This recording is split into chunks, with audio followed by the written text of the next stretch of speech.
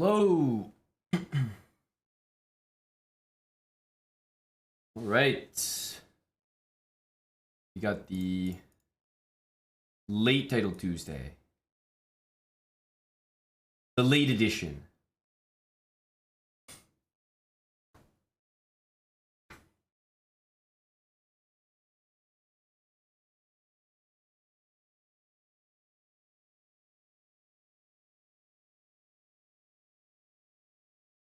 Indeed, freshly shaved.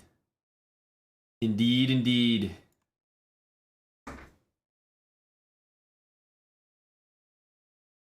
Just me, or does this look like ever so slightly down?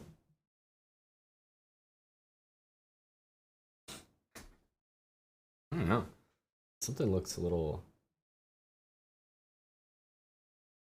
There we go. Here we go.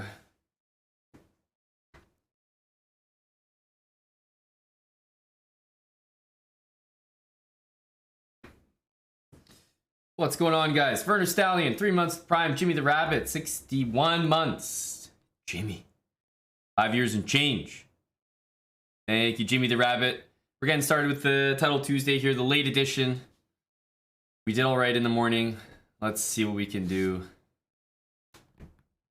against G Karu. Uh-oh. This is Hick's brother G.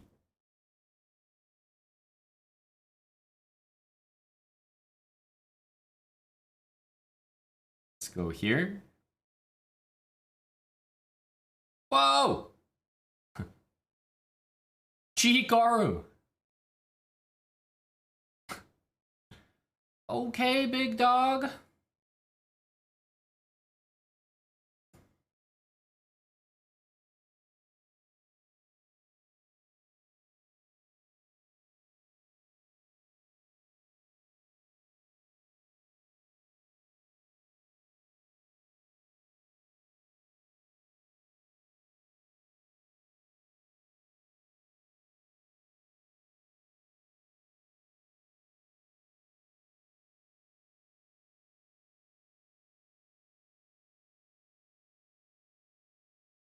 Bishop b5, eh? I mean, yeah, you can win this pawn, but not so sure about that, are we?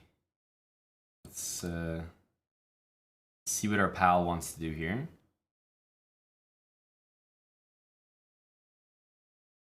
Bishop there, bishop back. These are some big moves right here that we're seeing. Big time moves.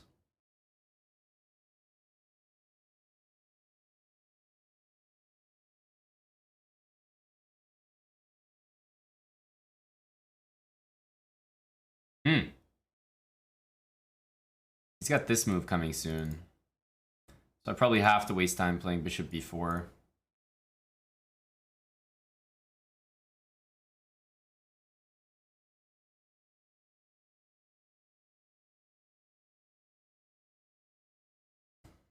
Wow, I am not predicting any of these.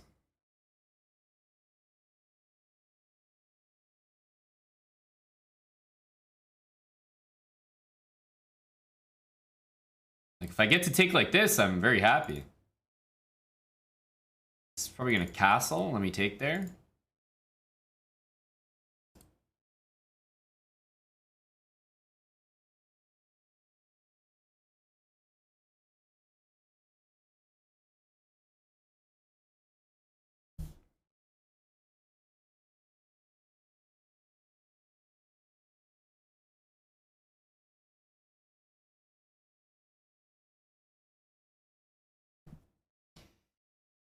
Oh. Big G Karu.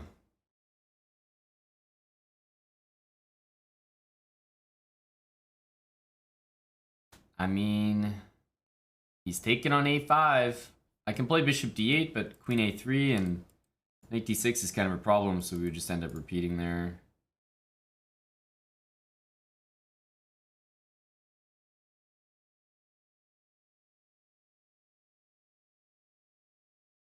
So weird. can't let him take there. So we gotta take. Am I really not doing well here?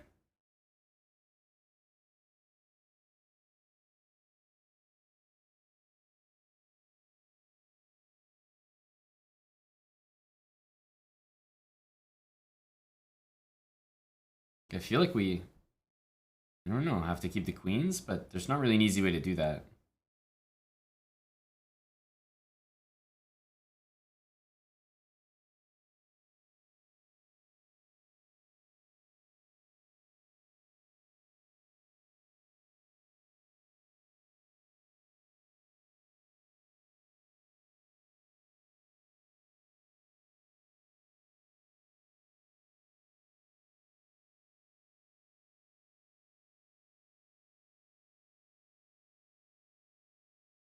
What?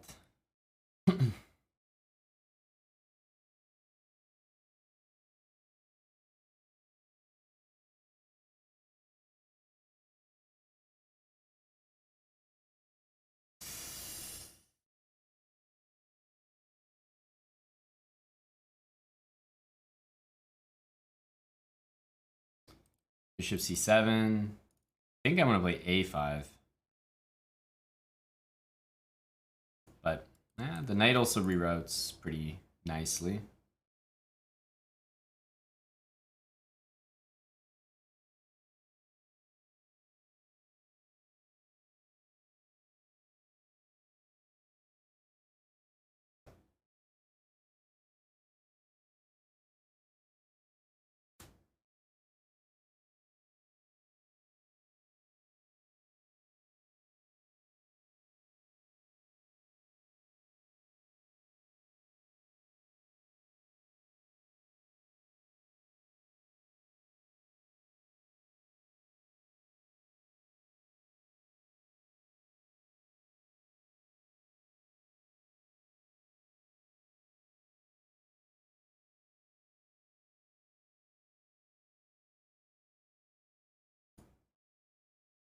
Don't want to deal with that.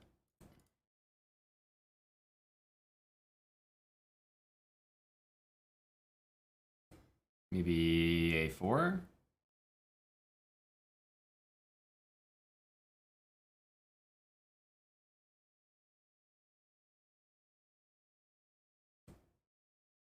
A4 looks right.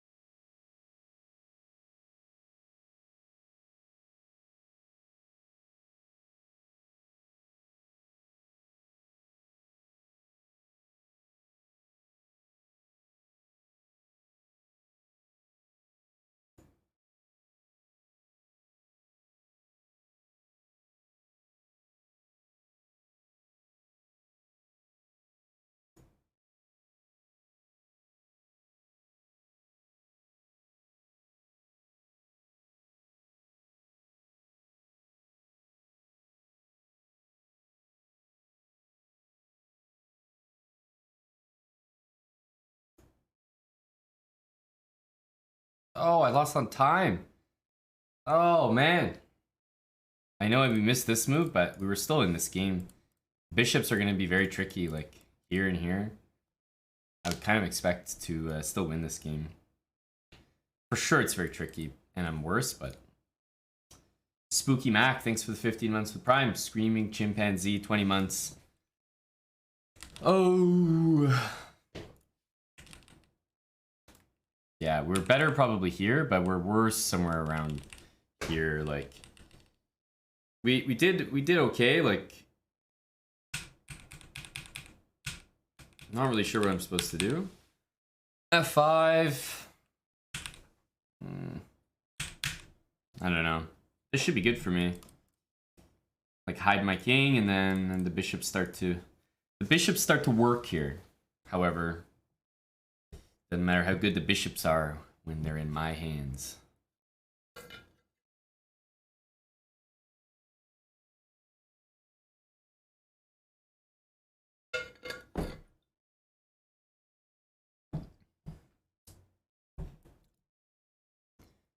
All right. Great start to Title Tuesday, as usual. As usual.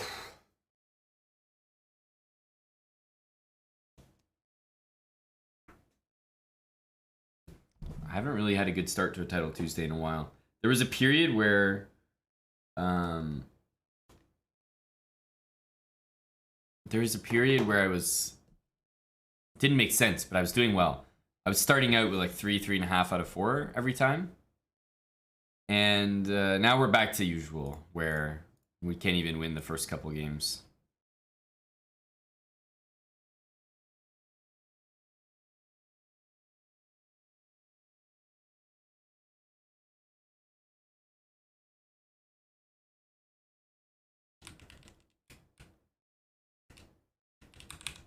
That's amazing. He just didn't take the pawn.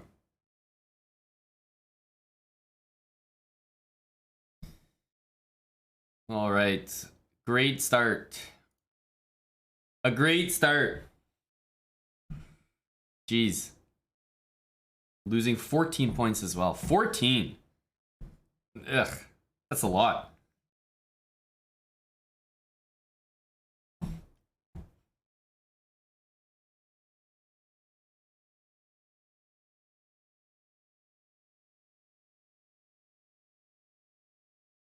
I feel like I play this guy a lot in Title Tuesday.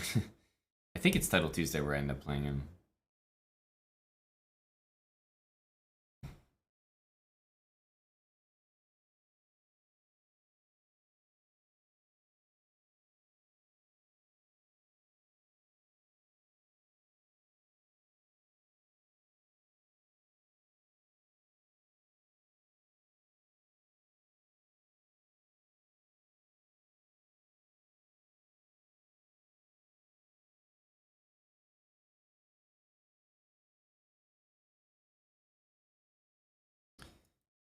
Takes, takes, queen b3, knight c6, I think is the move.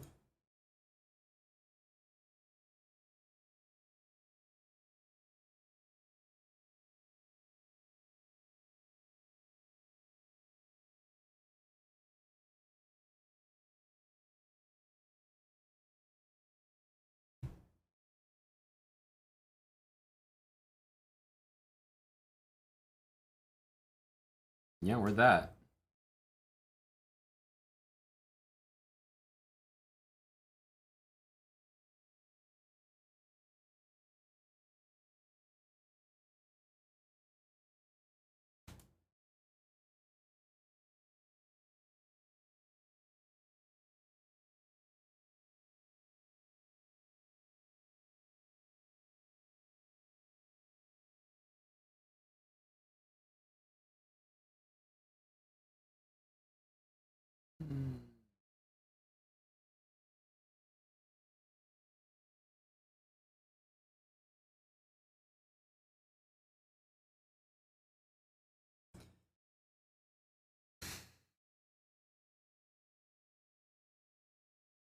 Yeah, that's pretty annoying, isn't it? Like this is theory.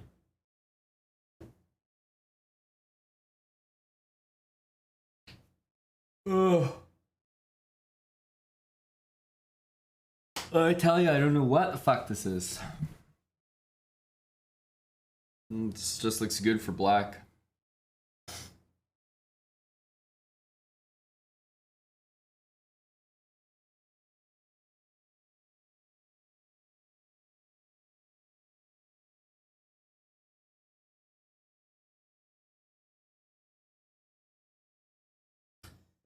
No, there's nothing to play here. Black just gets a good position, don't they?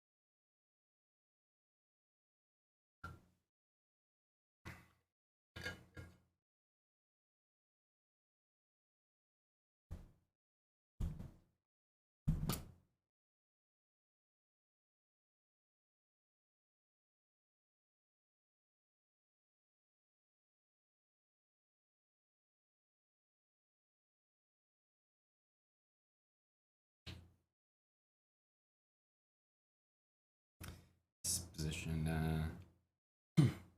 Didn't look good since the start. Guess you're just not supposed to play e4 against that? I don't know.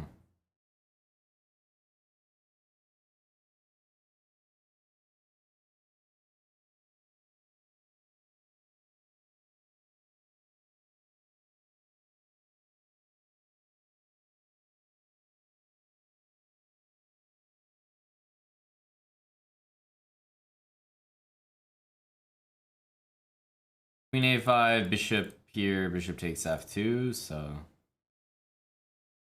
I guess we're supposed to go knight c3 and castle.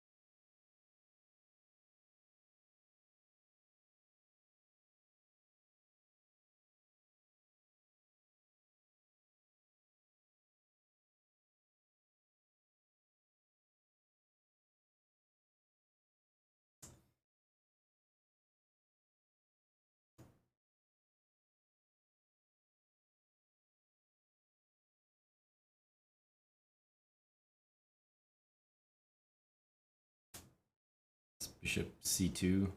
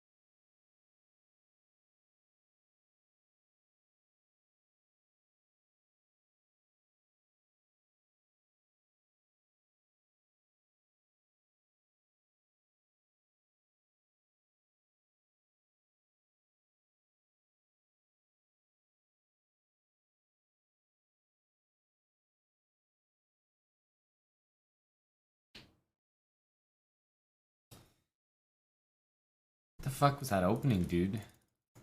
Just like significantly worse for no reason. So d5 and what? Okay, suspicious, knight d7, but I don't recall d5 being a move here. Takes knight d5. Knight f3, just simple. And if knight c6, knight g5, or no, because then take.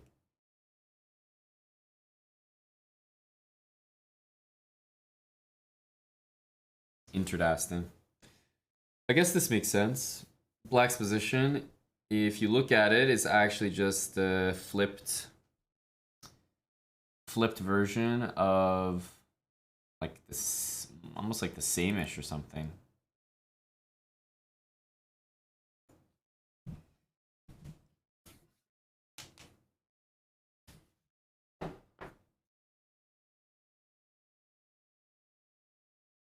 Hello, Tommy.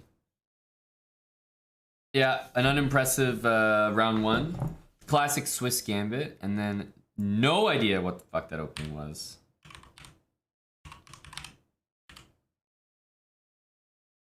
In game two. No idea. Extremely disturbing. Okay, from here, white's just better, I guess. But the guy really took his foot off the gas in this one.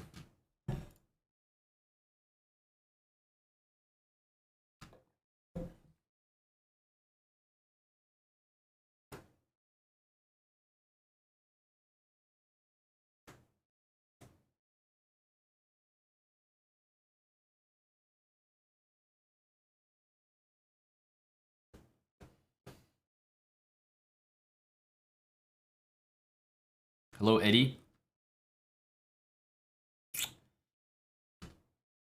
I consistently have these bad starts to Title Tuesday. Feels bad.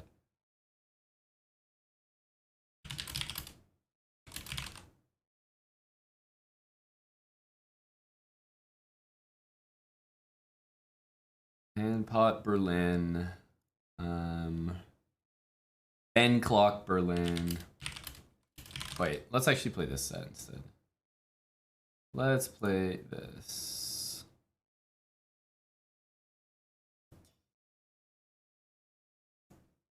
Let's play this.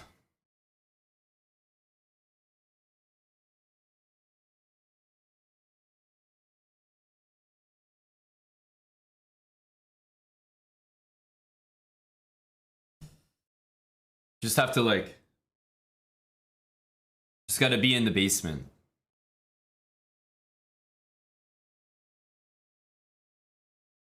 Gotta let the heads roll. Let the moves flow.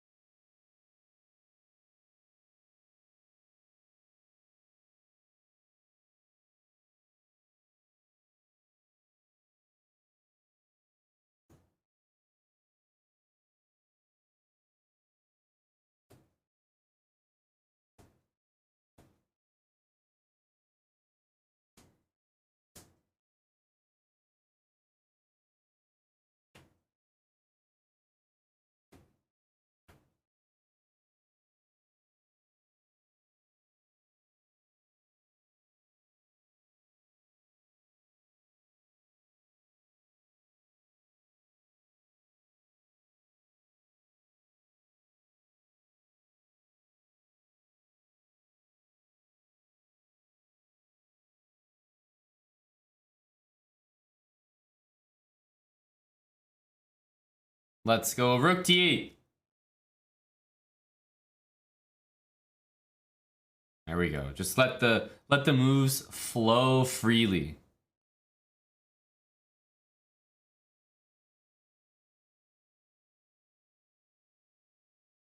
This knight sucks. Let's trade the knight that sucks. Easy plan.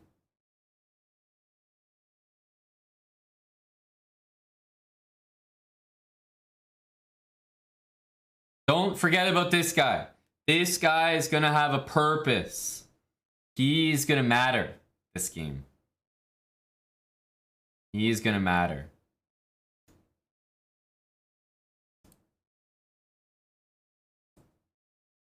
He's gonna be the difference maker.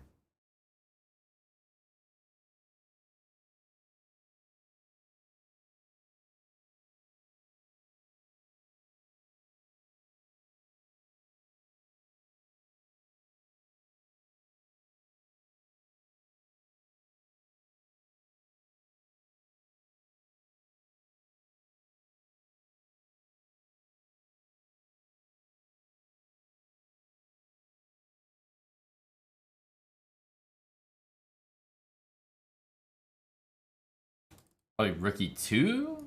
I don't know. I'll go rook here next.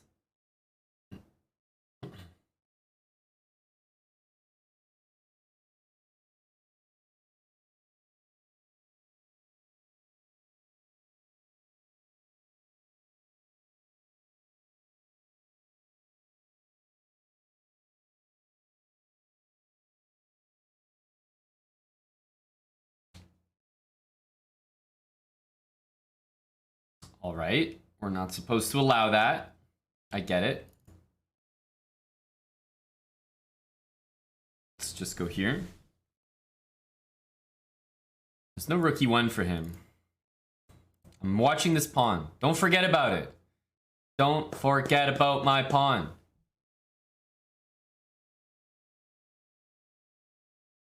Bro, Hiram, thanks for the 19-month resub. We need to recover Our Swiss Gambit. Do we take? Probably, right?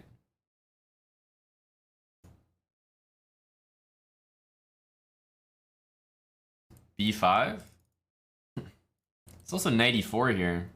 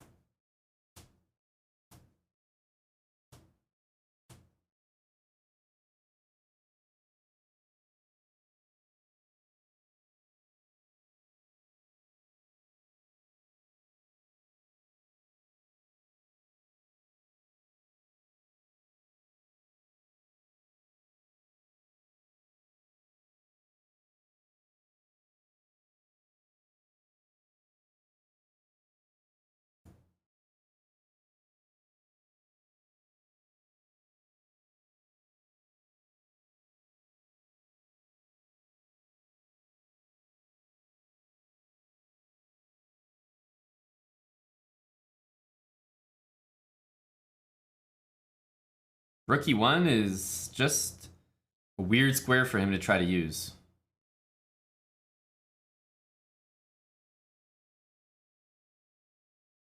Some don't look right. Some don't look right.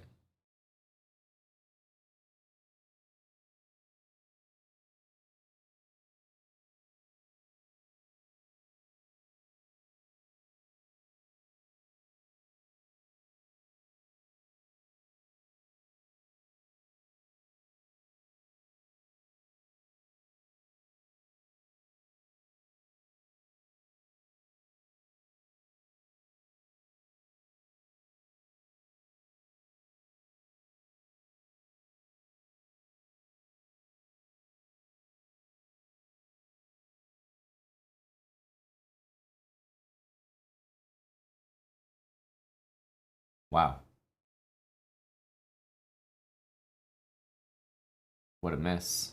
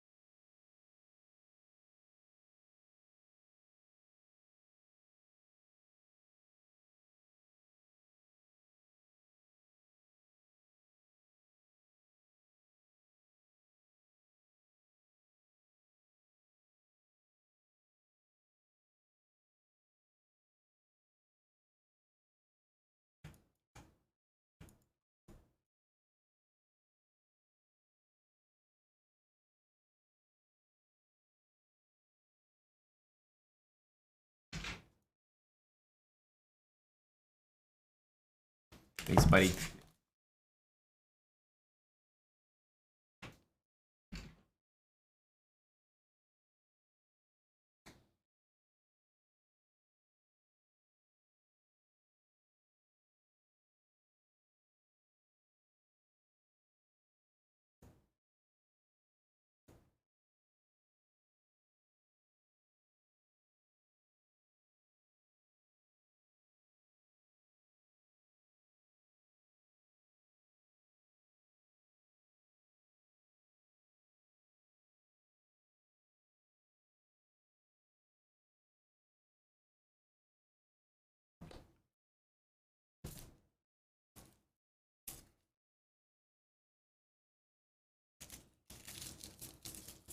Get these non-resigning national masters out of here.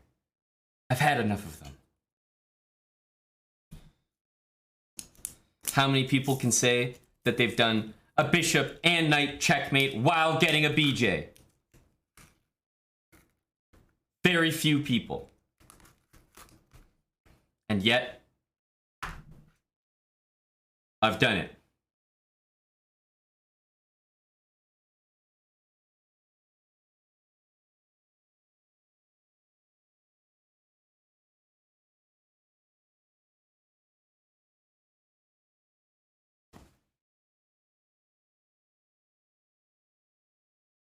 Yes, the weebs have to be taken care of.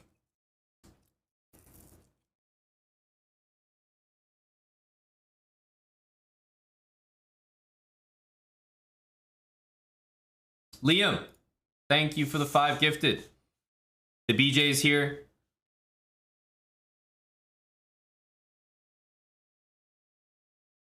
Afternoon booster juice.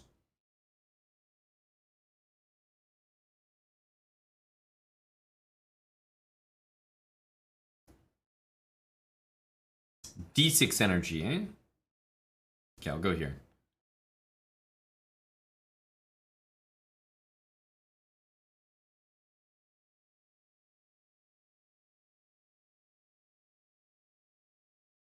A slow start, but we're making a comeback.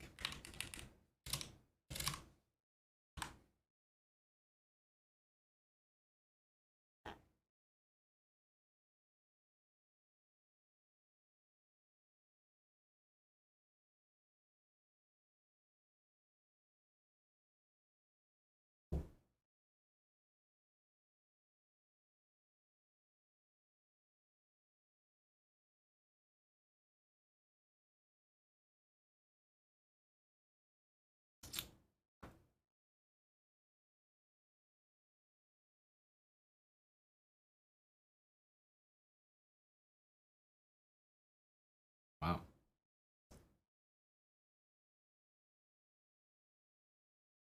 Whoa.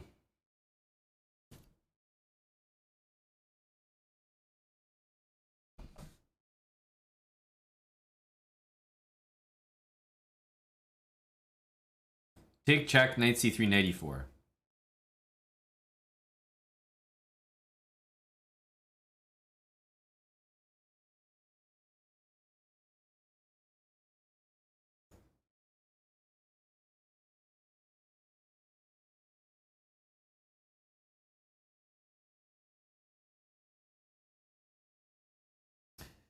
What the hell?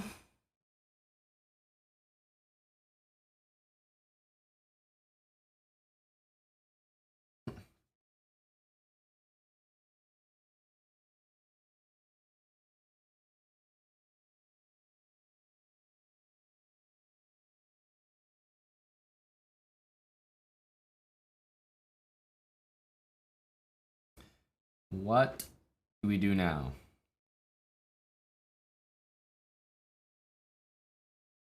Here I was thinking knight a7.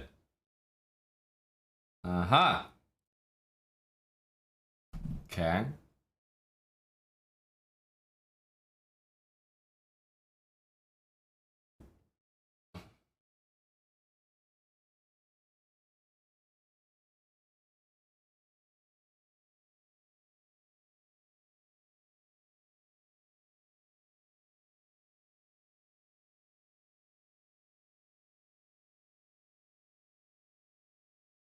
Can I do this? Can I get away with this?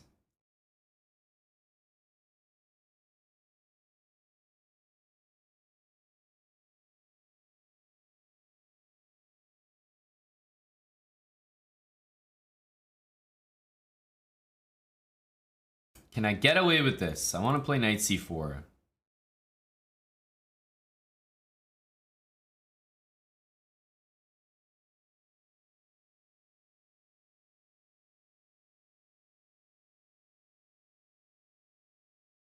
Knight takes, knight c4, queen c6, queen d5.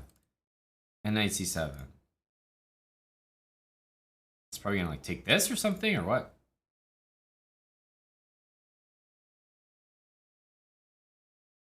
Huh?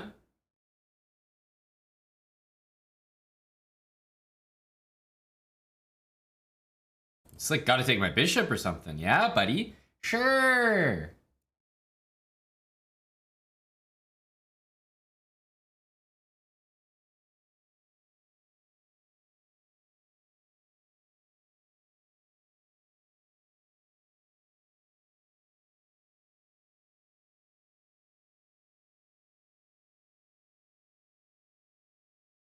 Maybe it would have been nice to prevent him from castling there with knight c7, but I kind of thought it didn't matter where he went.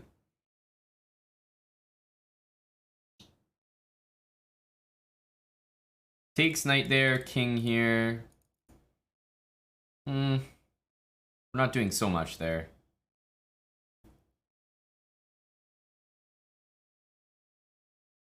It's 2 pieces, right? 2 pieces?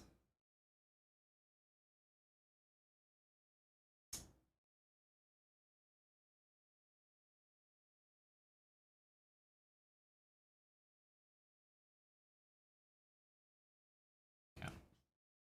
Let him castle.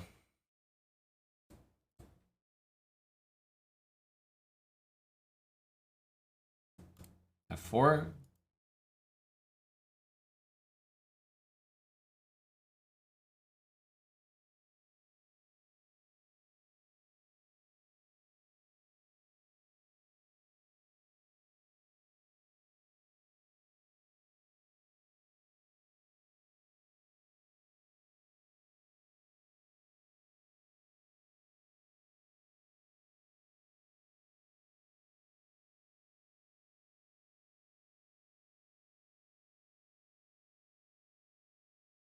Two pieces for the queen.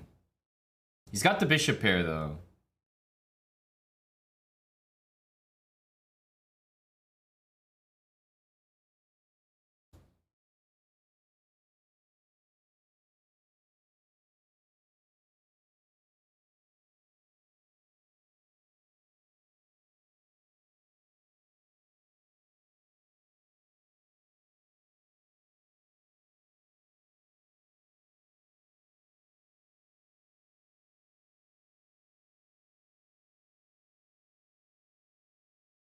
Bishop b7 and rook takes d8, my guy.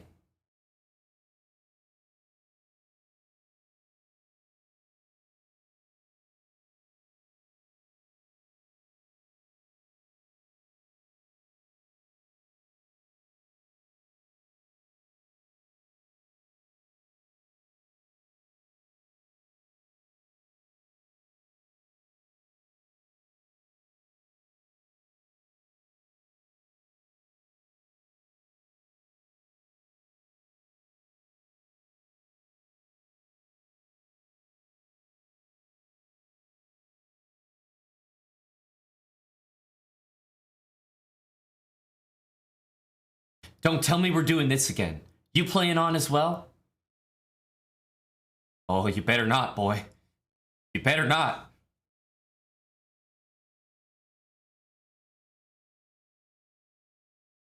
Better resign, boy. You better resign, boy.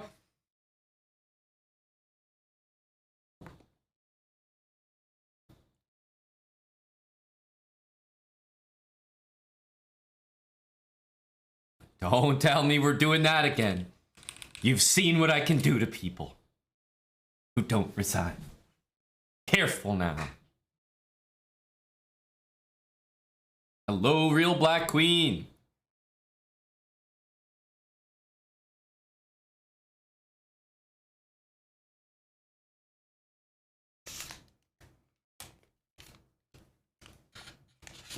Get down, boy.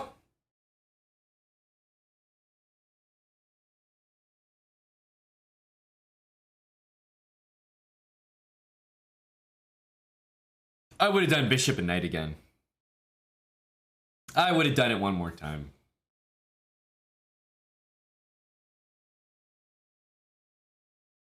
Most black's opening, honestly? I don't think I've seen it too often. I can tell you that. B5, arguably the best move, eh? Takes. I thought he was playing queen a5 check. I didn't understand.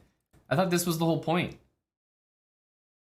And after knight to e4, I don't think I was, yeah, I was planning to go bishop d2. I wasn't going to go queen d3. I thought this was reasonable. But, you know, black just goes like this, and I think gets a pretty good game. Rook b8 was strange.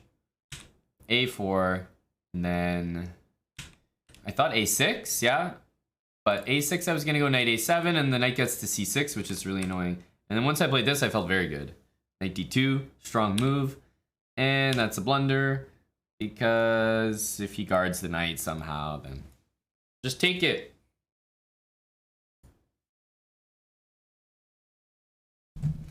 Thanks, Retrodictions. I'll be commentating tomorrow, by the way. For Eric's game tomorrow, we are going to cover it on our channel. Like, for the next round of the European Club Cup. But it's going to be covered by Jeff. Jeff and the boys. Whereas myself, I will be doing commentary, but I'll be commentating on the chess.com Global Championship games. So both are on more or less at the same time.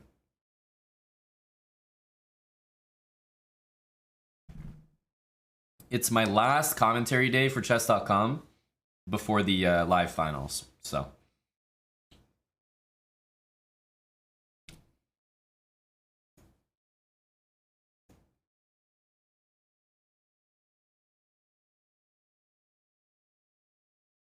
Dr. Zeddy, it doesn't matter, right? Doesn't matter if you go here. The tactic is the exact same. Right 9, thanks for the Prime sub. Brand new Prime to the channel. And Nicola Stojan, 1,000 bits. Hello, Nicola.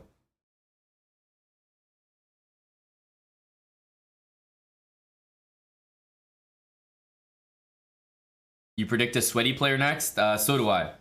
We're 3 out of 4. A bit of a slow 3 out of 4. We didn't get here the same way as everyone else. Put it that way.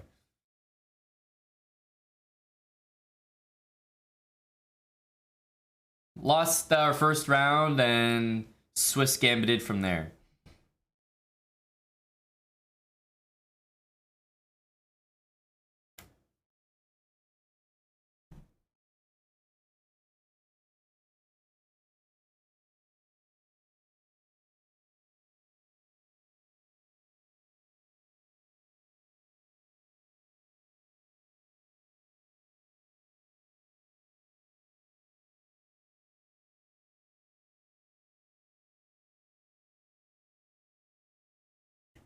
We got the booster juice.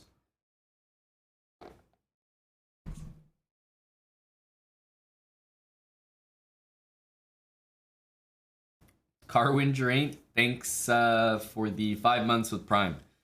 No, that has so many different words in it. I have no idea where to draw the line between different words.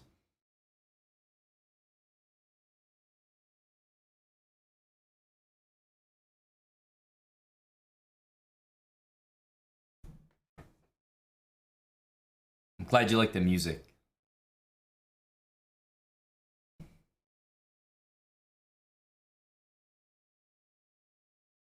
If we get 8 points,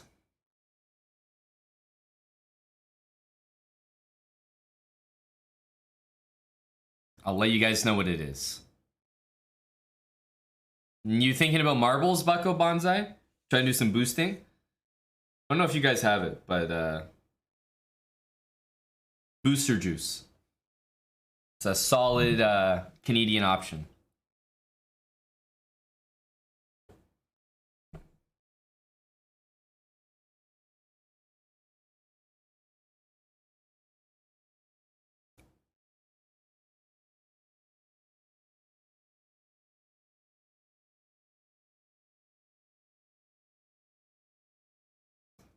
There's a break right now. Round 4 is done. It is a smoothie, yeah. Exactly. Mine has some protein in it as well. Those are the kind of smoothies that Eddie's used to having. A little bit of chest prop protein.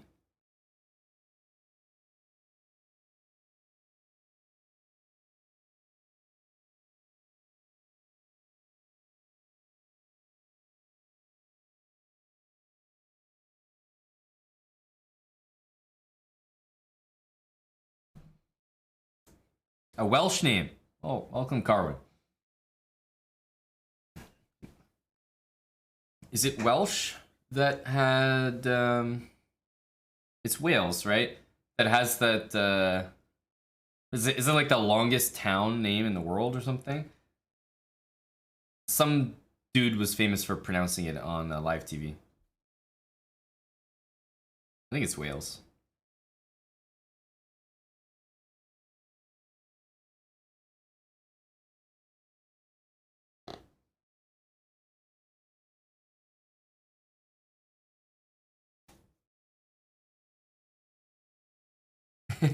Yeah, exactly.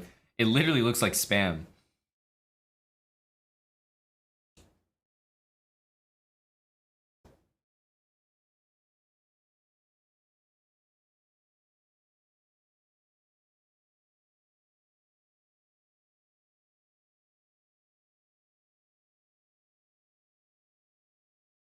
Gremlin, it's sort of like a gaming house for chess. Myself and Eric, two grandmasters, been living together for a while, but it's not like a house full of chess players. But something like it's been called what, a chess frat house before.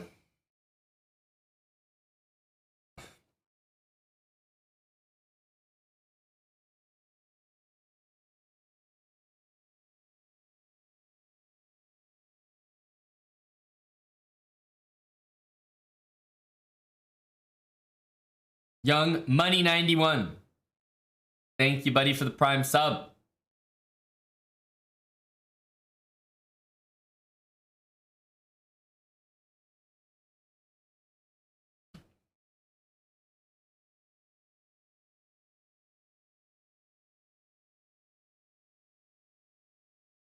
Welcome to Young Money.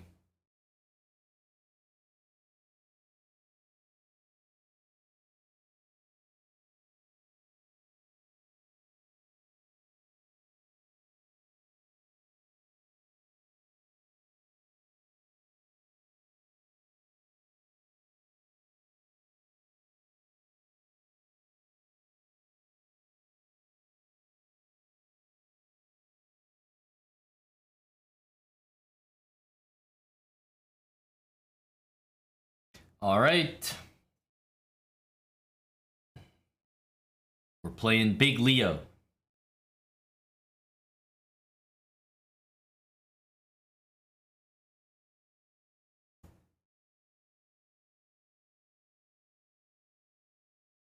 Speed, speed, speed.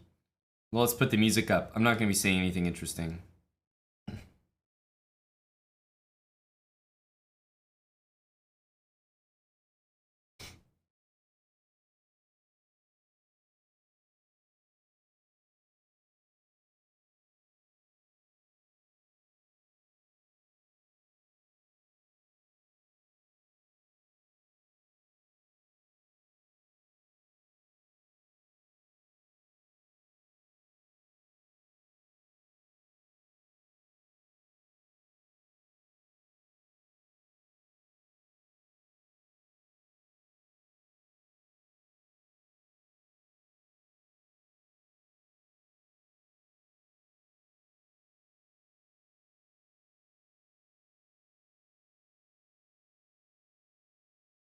Huh.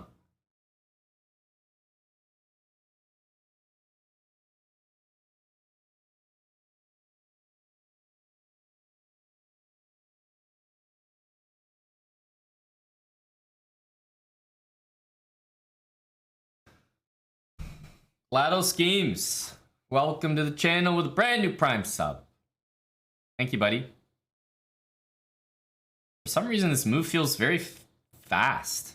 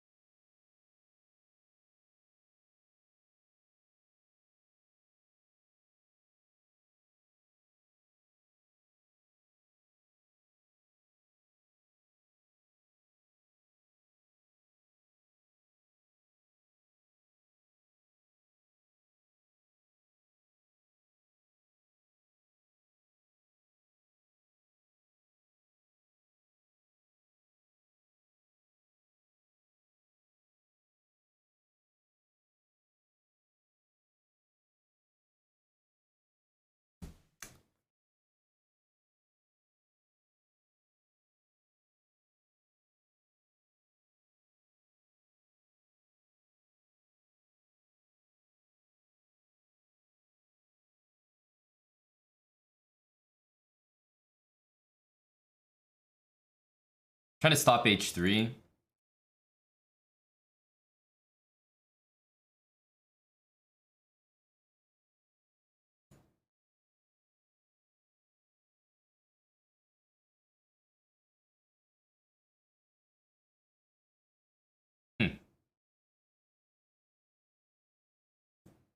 I guess this doesn't really win anything.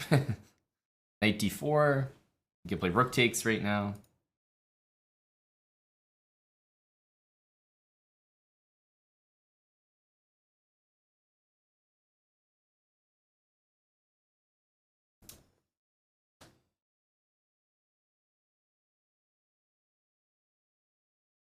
Wow.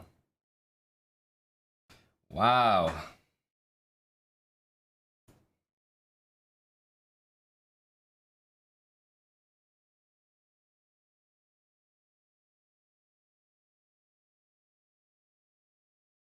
It's a really good feeling when you have the queen like this behind the bishop, because it means this pin is very permanent. He can't really kick you away. Bishop e3, maybe knight g5. Followed by everything to the middle.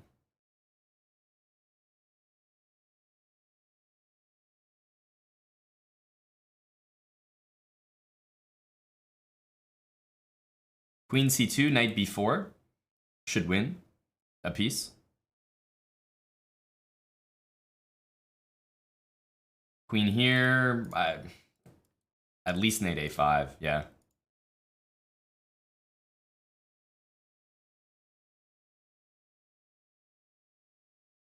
Queen here, knight takes g3. Bishop here, I was thinking knight g5, also knight e5. Queen f5, knight e5, knight there. Many things should be an issue for my opponent here. Here, he can't take with either piece. I mean, this looks overwhelming.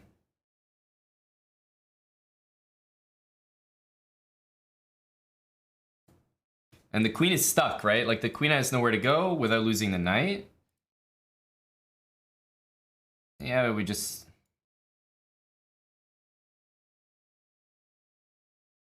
Okay, we're gonna be just winning a pawn here, right?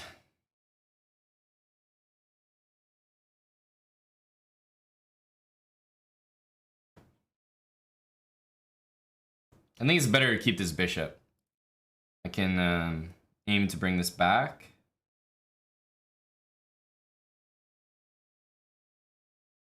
That doesn't look like the right move for him. I got bishop f5 next if he goes here, and then h6. Just threatening this. Honestly, I might be able to take that, but why be sketchy?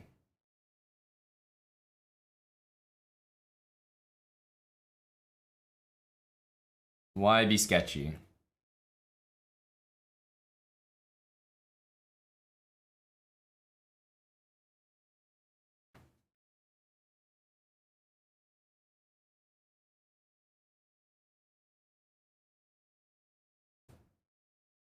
He's got everything hanging here.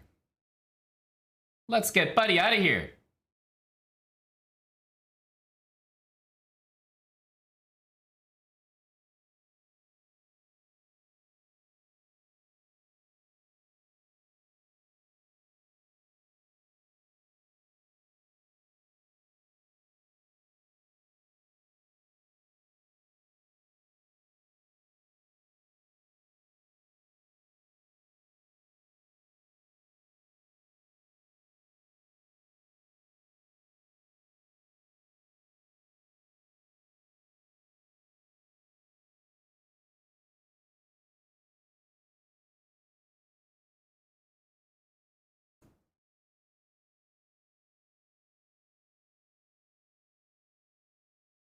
No, don't tell me.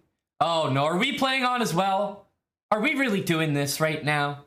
Oh, Leonid. Oh, Leonid. Say it ain't so. Oh no, Leonid. You gotta resign now, quickly, Leonid. Gotta save some face, buddy. Oh, Leonid. Oh, you poor thing, Leo. You poor thing. Ah, you really got to resign, Leonid. It's not gonna end well. Yeah. Good boy. Good boy.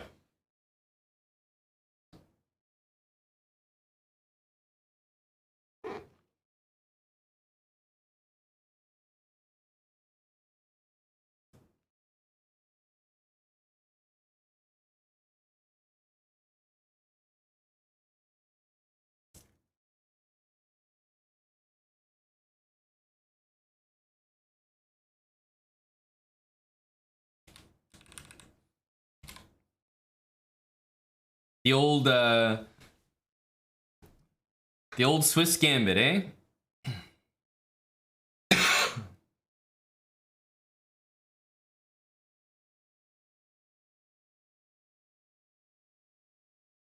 I agree with you, Java Bandit. I also thought it would be sweatier. Visionary, thank you for the 5 gifted subs. Some dubs for you, Visionary.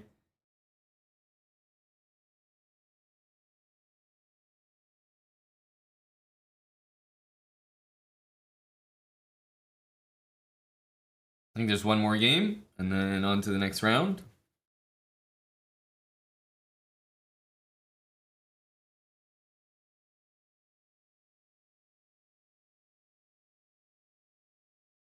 No problem, Halivert. Yeah, cheers again, Visionary. Appreciate the support, buddy.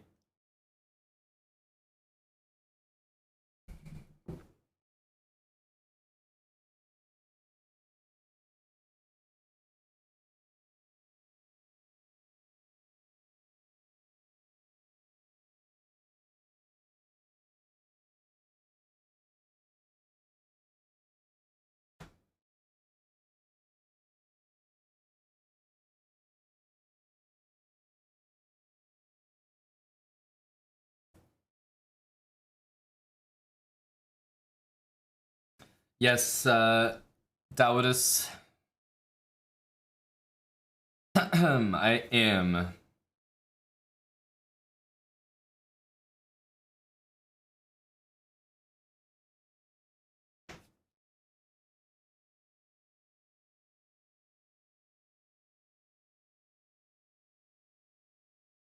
This is a long round. There must be one game that just isn't ending. Alvaro, no, I'm playing a set from YouTube right now.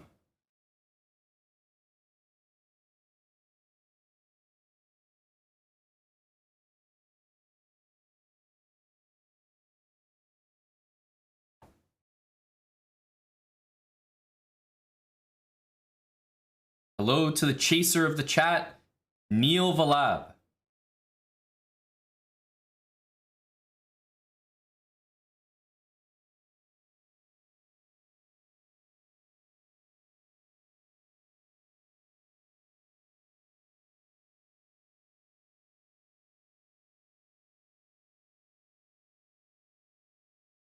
All right. Big Rasmus. Strong German Grandmaster.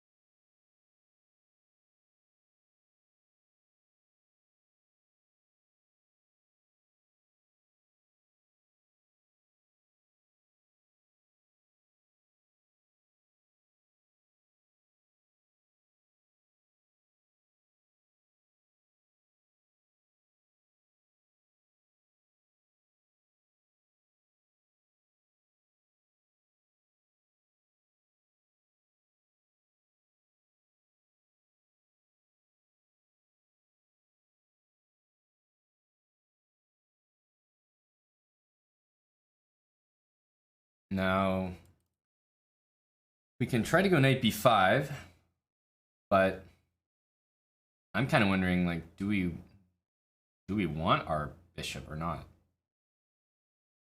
I'm gonna go here. Maybe there's an idea to take with the pawn. Looks interesting. Also, perhaps c4 next.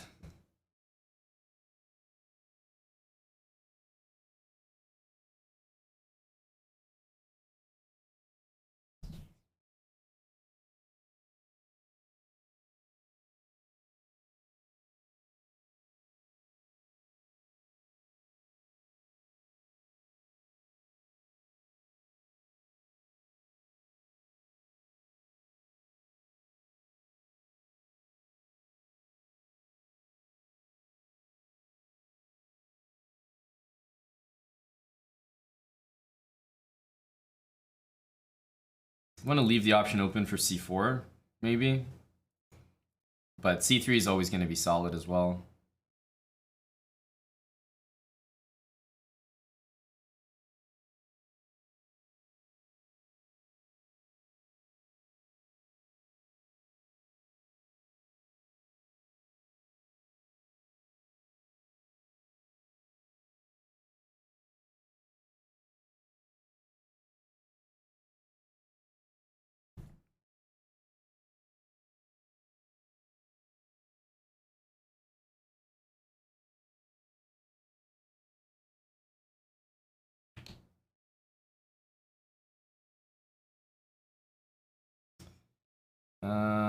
Rook d8 probably happens on this.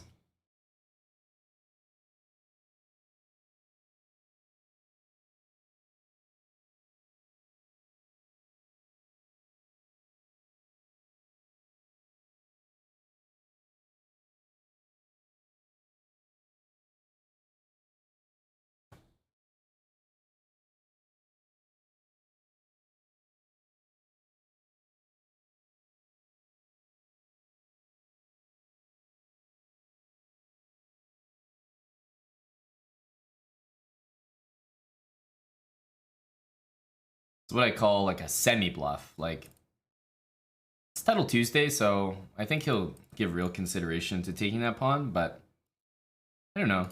It's a position where I have a big initiative as well. Or so it would seem.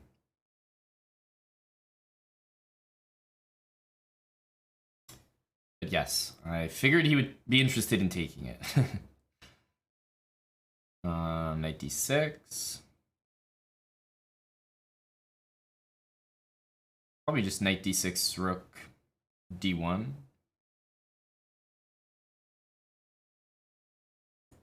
Interesting. I thought he might go there. Okay. Knight here.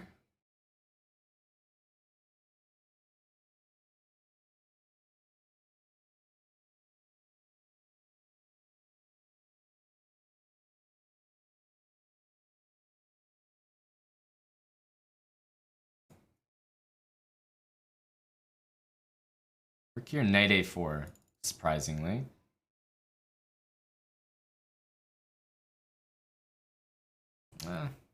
It's okay. Knight a4, rook back to c2. The thing about these knights, and I can play knight c6, and actually I probably should play knight c6, but the thing about these knights is they cover every single square. So even though I'm down a pawn, it's like very difficult for him, I think. Knight here, sorry, not knight there, but knight here, I have rook a3.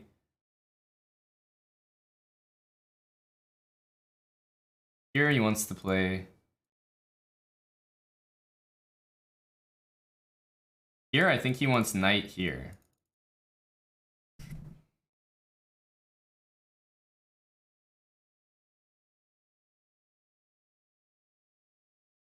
No, don't have much choice though.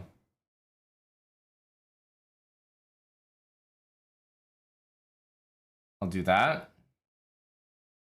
That's the threat right now.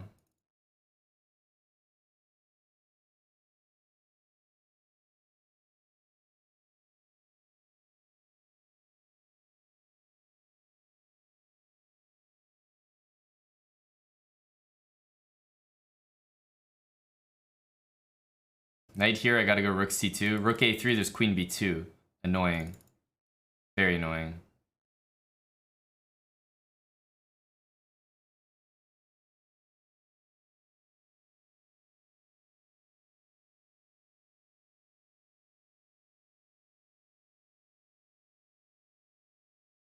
Oh my god, I'm blind. We lose. I'm just blind.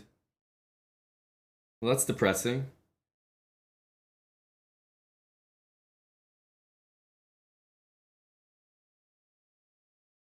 I am just blind. He's blind. He's me.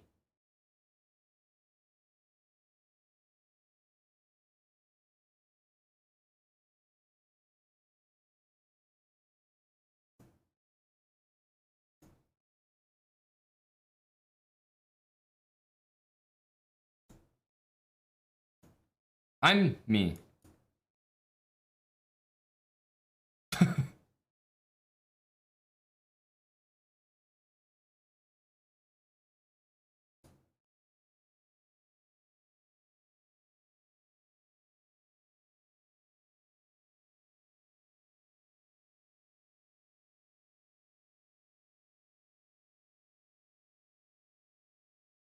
Damn.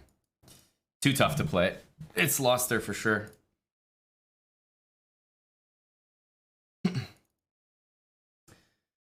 Oh, what a game.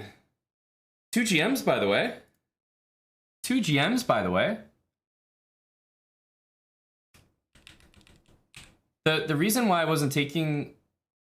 Like, I didn't understand what was going on here was because knight a4, I thought was the move. Like, clearly the move.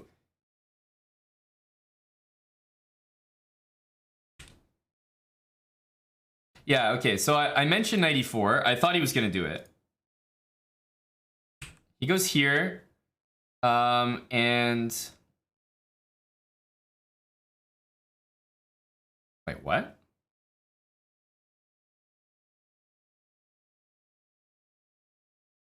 Wait, what? Oh my goodness. Allowing knight takes c3, and you're telling me there's a puzzle rush mate here? Oh, whoa. Oh, oh, no. Sorry, boys, I missed that one. I missed it, all right? I missed it. That's my bad. That's my bad. I missed knight f7. How did I miss it? Knight f7 is so obvious. Amateur hour. Absolute amateur hour. Oh my god, knight c4 couldn't be worse. I didn't, like, obviously this move didn't occur to me at all. I'm a dum-dum. Okay, we're dead lost. And then we win this, and then how bad do we have to be? Here, and I choose to go here, and it's actually okay, but like, I'm at 1 second, and I'm like panicking.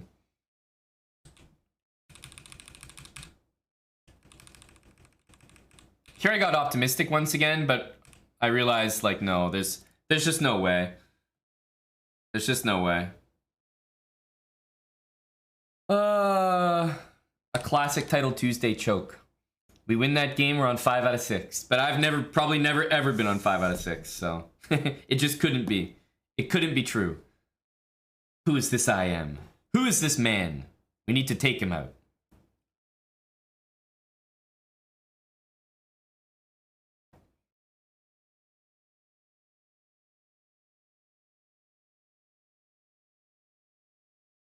Can someone get these beta closed Sicilian players out of here? Beta's out. I'm tired. I'm sick and tired of this stuff.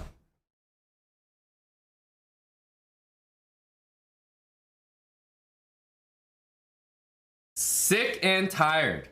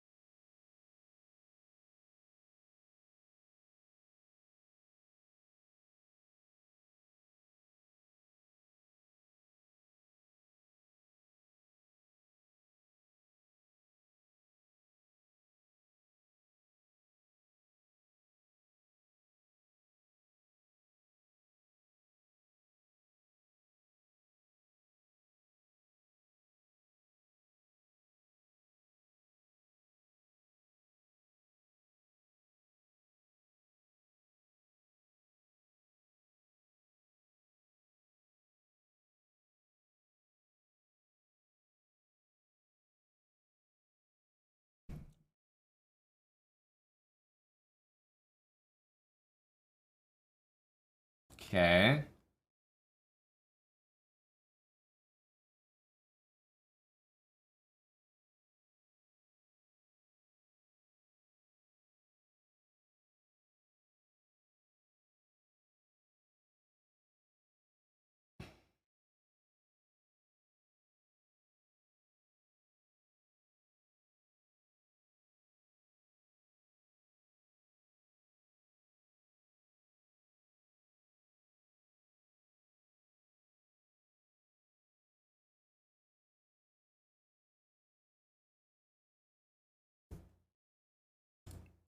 This guy just sends.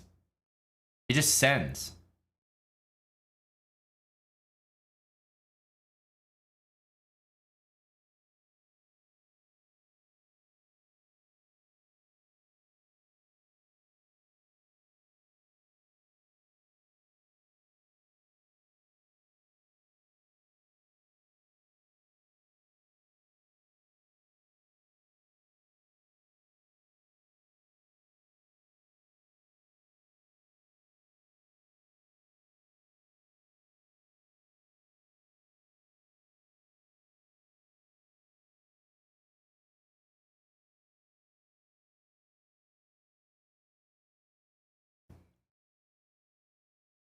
Disturbing stuff, I tell you. We got a full sender here.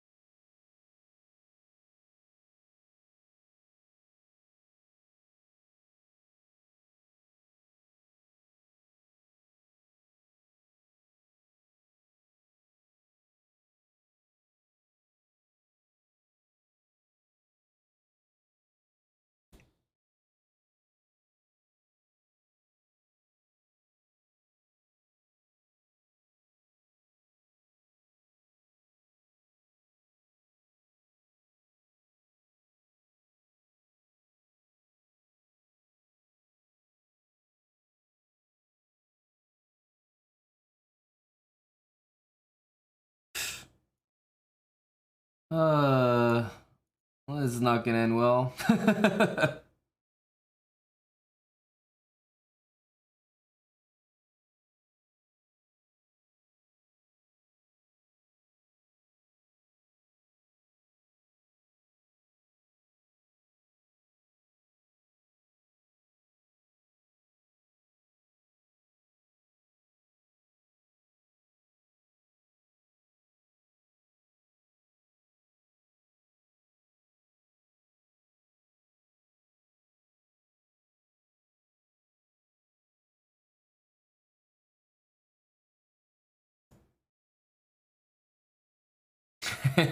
He wanted queen c5, I guess. As if I care. See ya, pal.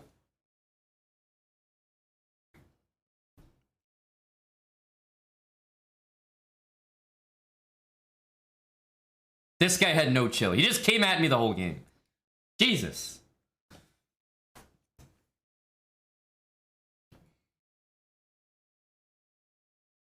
We take those. Very deserved wins. Okay, but to be fair, this sacrifice of e6 was crazy. Look at the position here.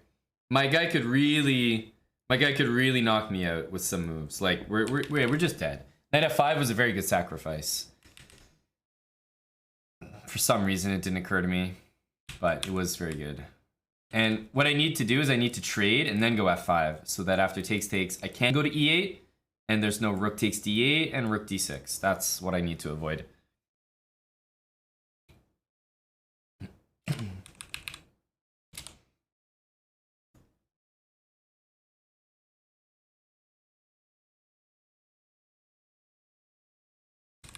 Yeah, this stuff right here.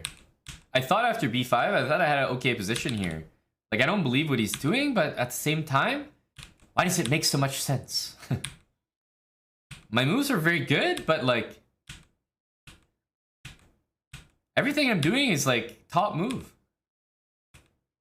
But then here, h5 I don't like. I didn't like my h5. You know what I thought he should have done? f4.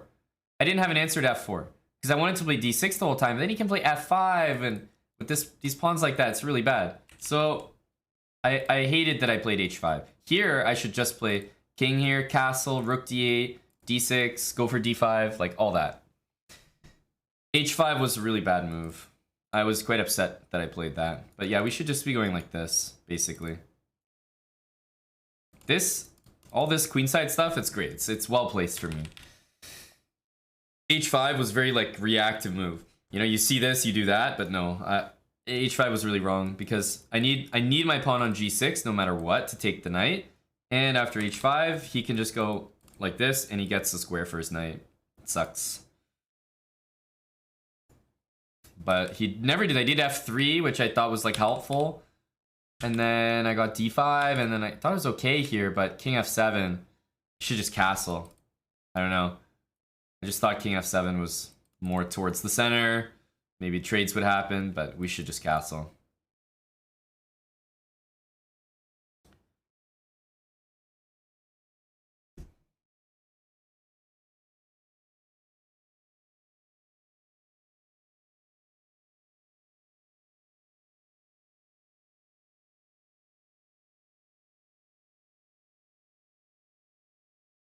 Yeah, we should have castled. My own fault.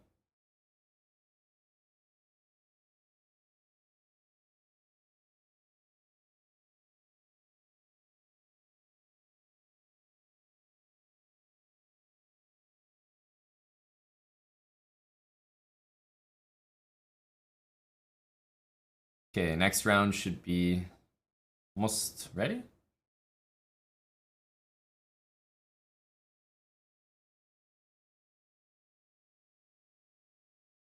All right, here we go. Oh, we're playing Jobava. Uh-oh. Jobava's like my last opponent, except he would play the knight sack and then just mate me 2 moves later. That's what I know about him.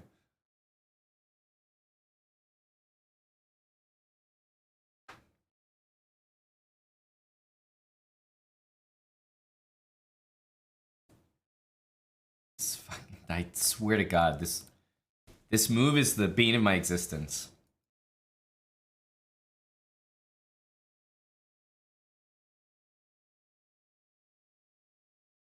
His goddamn C3 stuff.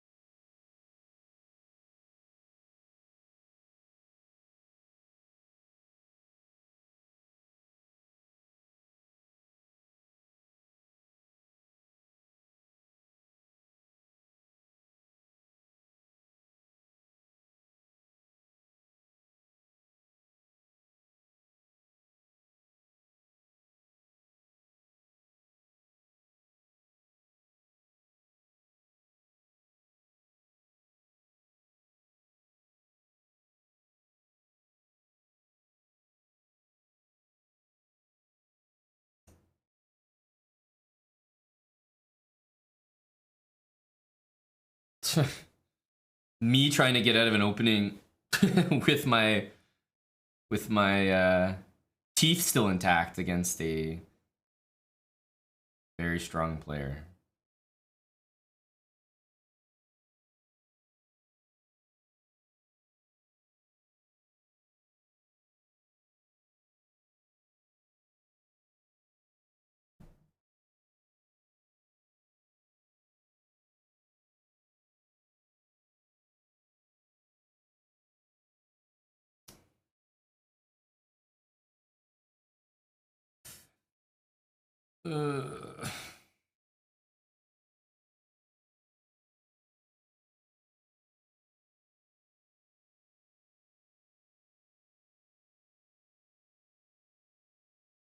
Very unpleasant.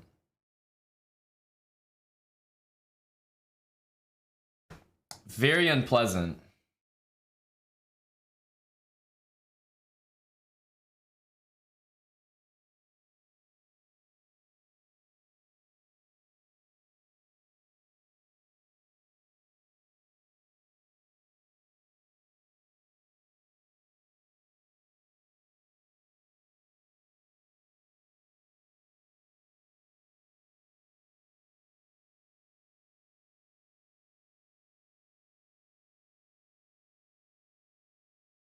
Sucks to have to play a move like this, but I mean, there's no other way to develop pieces here.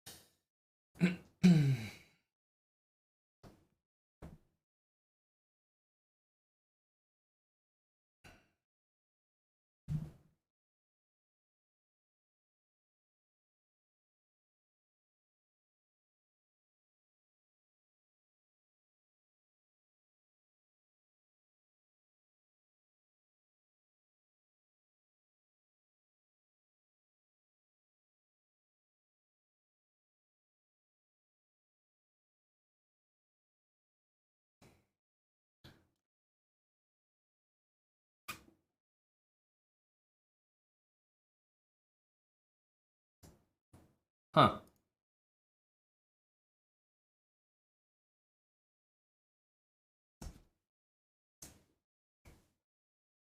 What was that opening?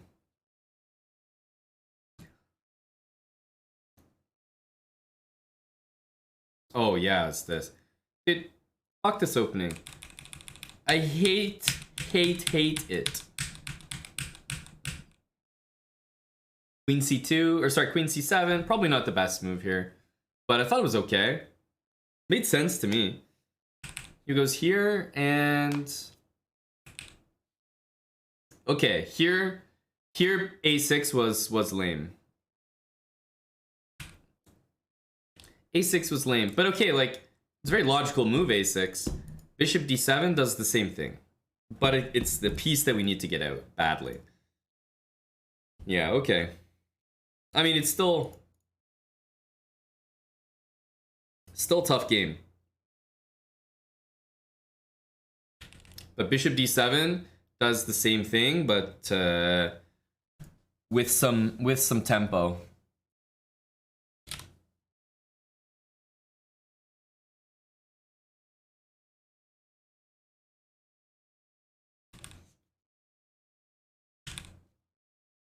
Here, I just didn't see it. Here, Queen d2. Again, Bishop d7, like, for some reason, I wasn't seeing where this bishop was hitting. It's stopping knight b5 earlier, and it's stopping knight a4, which, the reason I didn't do this was I was like, oh, he has knight a4 here, and I'm just, like, not developed. I didn't notice anywhere that the bishop could move. And then here, we're just worse, yeah.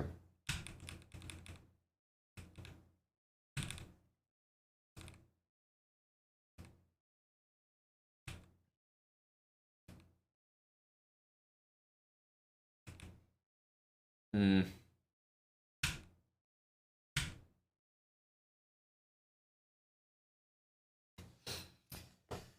Oh well.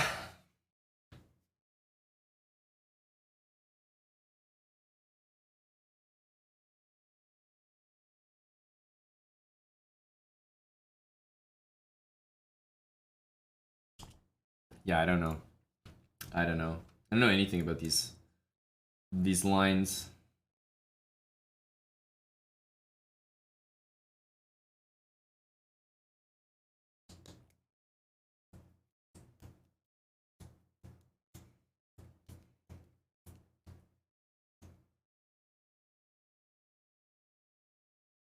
e4 here. Well, at this point, it doesn't matter. Like, at this point, we're much worse and playing on seconds. So, after this, I think white's just in control. But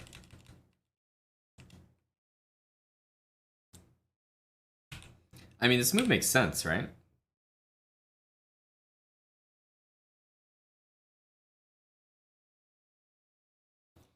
I don't know. Knight b6, the problem is I can't take with the queen. And if I take with my knight, probably some rook ends up here, so. Knight here, I don't know. Bishop moves somewhere. And then he's got that. Or maybe knight b6, knight c3. And again, I can't take with the queen, and knight b5 is threatened. I don't know. I don't know. What's the counter to that opening? Not playing c5. Don't play the Sicilian. Dude, fuck this opening. c3 Sicilian.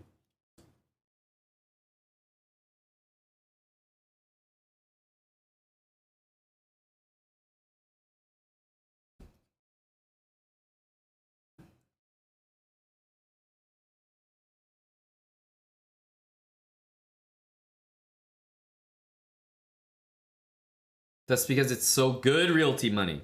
Of course I told you that.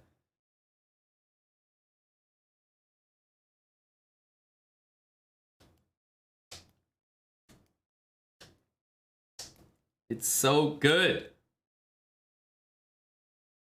I will make it my life mission to somehow solve the problem. Somehow solve c3.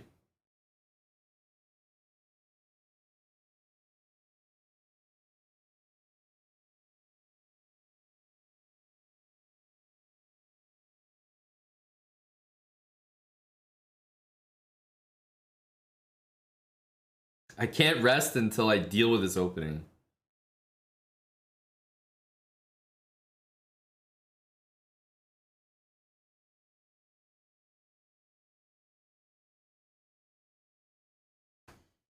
Of course, we get a nice break, a nice long break to think about the c3 Sicilian. Fantastic. Love it. Let me really think about this.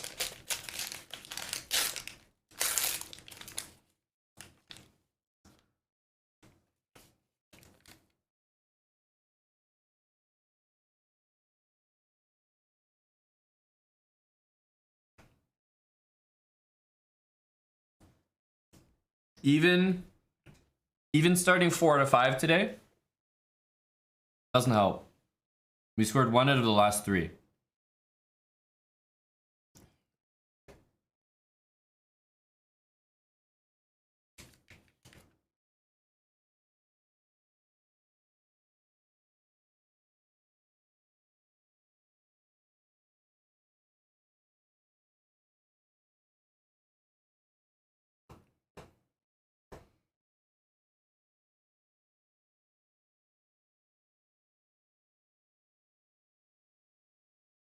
You wanna know about my snacks?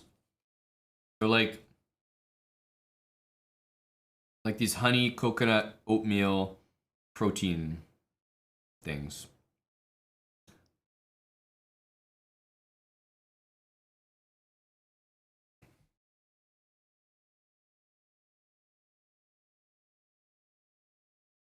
Are they good? They're really good. They probably don't have a lot of protein in them because they taste too good.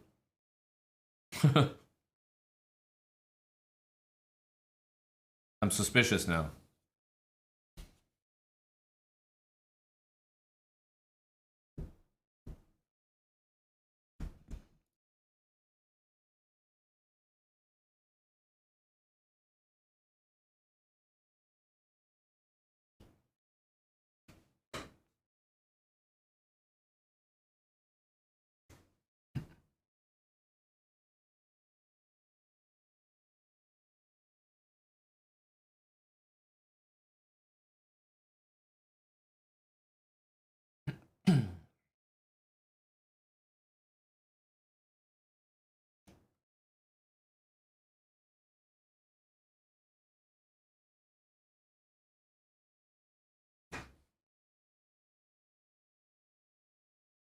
What kind of pairing are they gonna give me?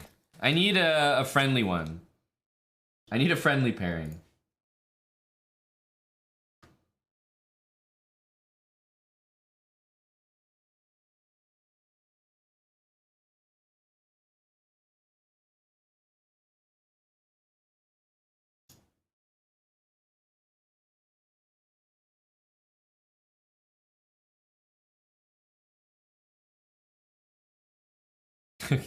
Mad physicist and Bequadro with the same energy.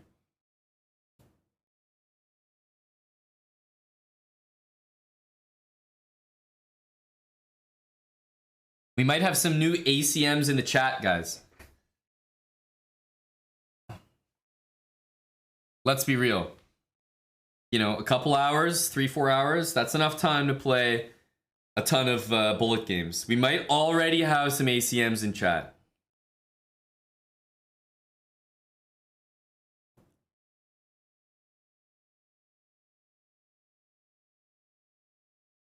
Standing in the corner thinking about what I did wrong. Yes.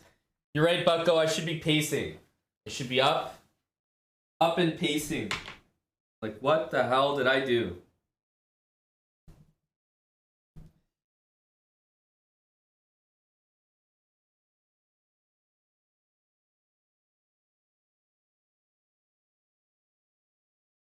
Nice little POV cam for you guys.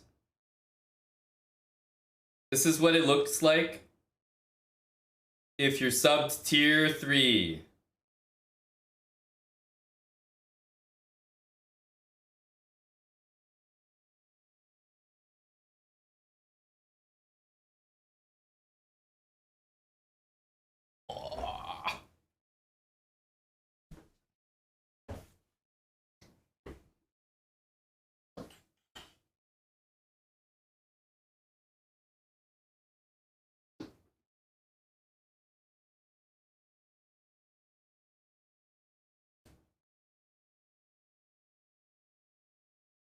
Give me a friendly pairing.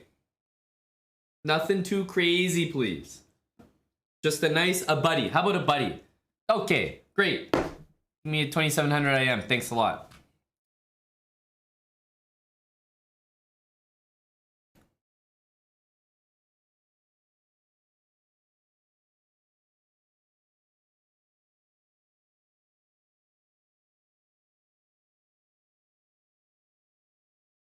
Great.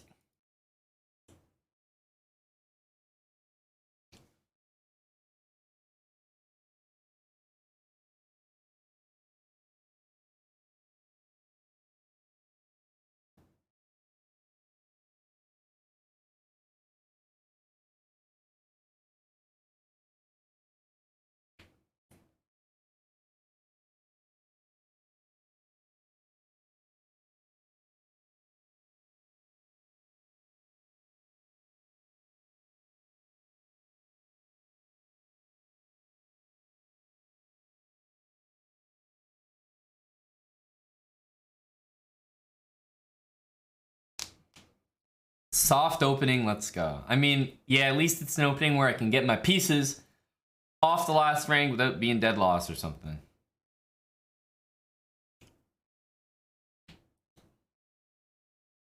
Knight B3, you know, bishop back H3, and eventually F4. It's kind of what we want to do. Next best thing, 8 months with Prime.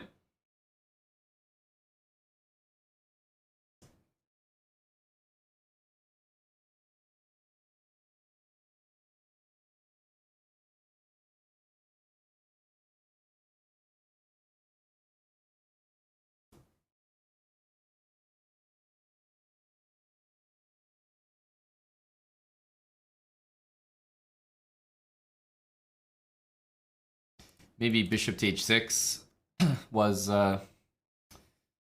good there. I don't know.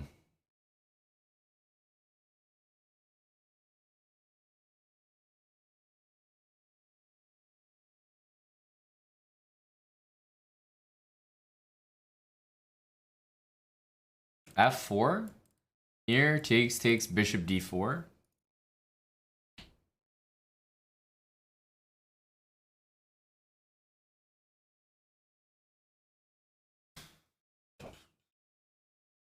I don't look a bit like Elon Musk. You must be talking about the other guy. The Elon Musk looking guy.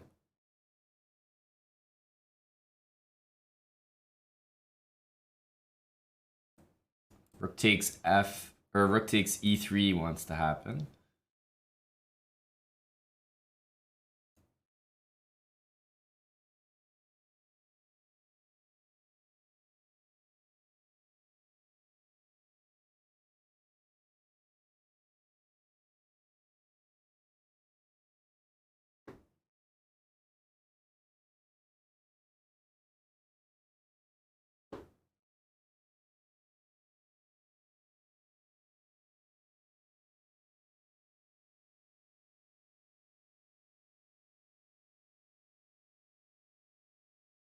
Bishop F1. Drop the bishops back out of danger.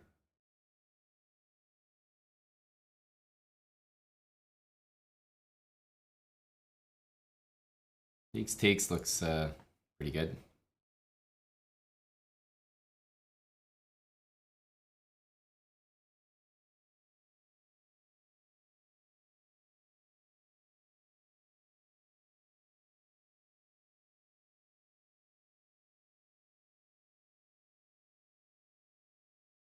That one doesn't work, so I think it's got to be bishop F5.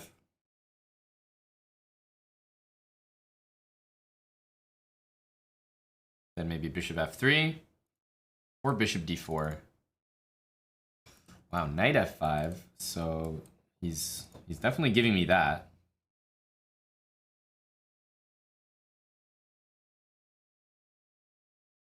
But I don't need to do that, because hang on a sec. If I just attack this bishop and he has to go there, I'm going to win it. So if I just move this thing, I should be in great shape. It's so tempting to take this, though. I mean, it's just a very good position.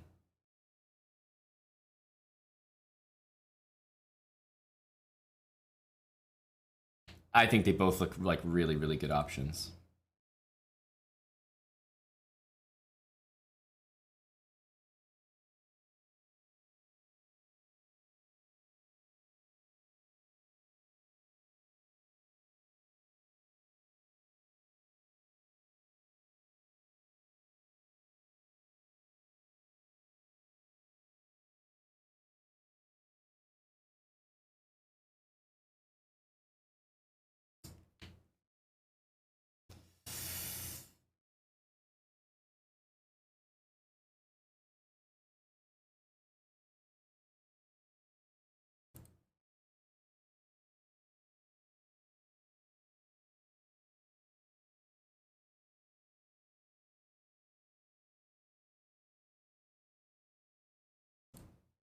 Gonna go C6.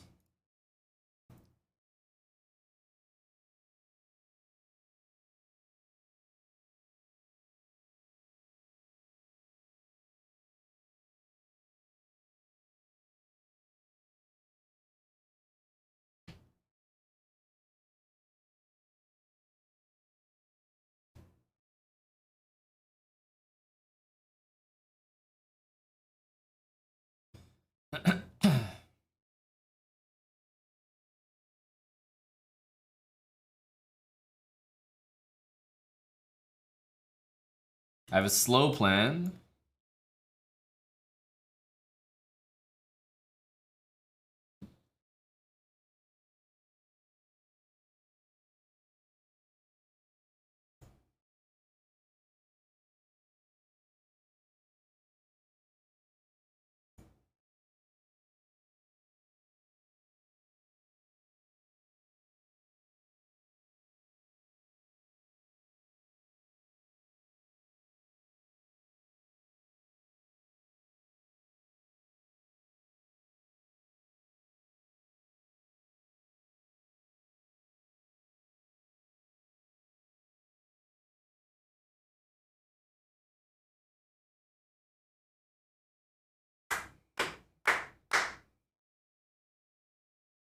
Put some pressure on the lad.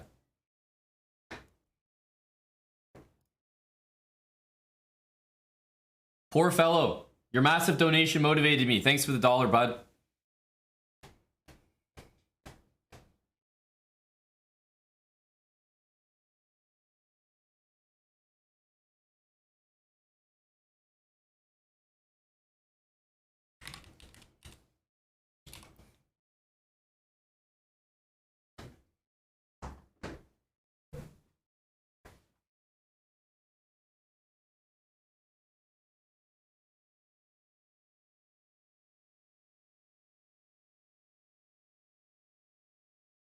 Coming home.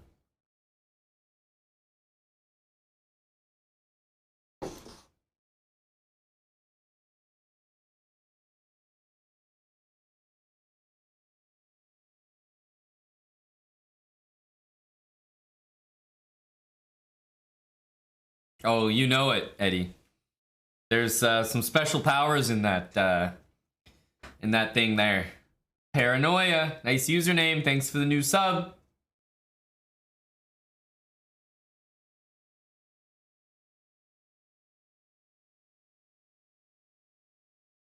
Oli Pals. Oli Pals, thanks for the 2 gifted subs. Appreciate the 2 from you. We're at 6 out of 9. Nice.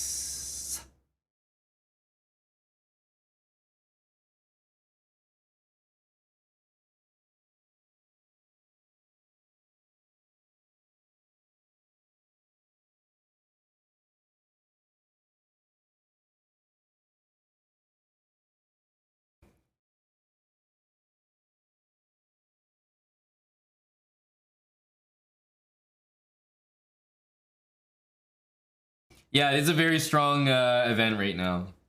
It is a very strong event. Hikaru, Bortnik, Yaspam, Jobava,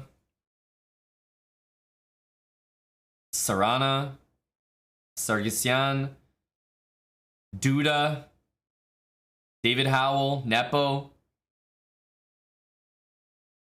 Wonderful Time, Andrew Tang. Thank you, Beacon.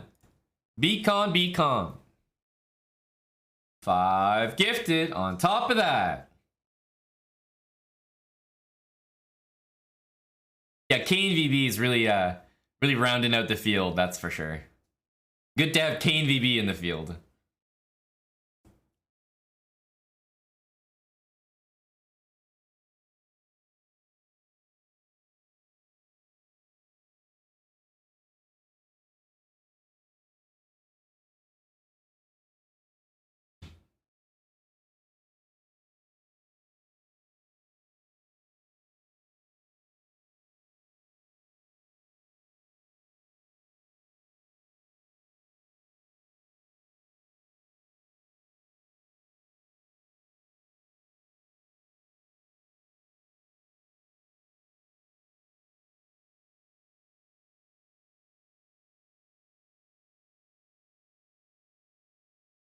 What are we, round 9? 2 more games, guys. 2 more games, we have 6 points. 8 would be nice, but we're gonna run into some heavy hitters.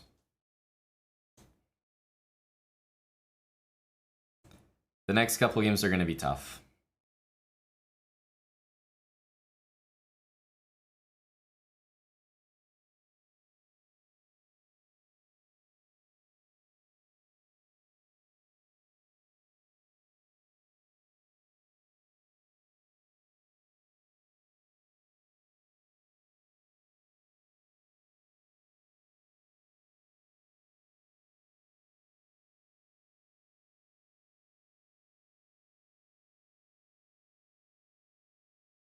All right, next round.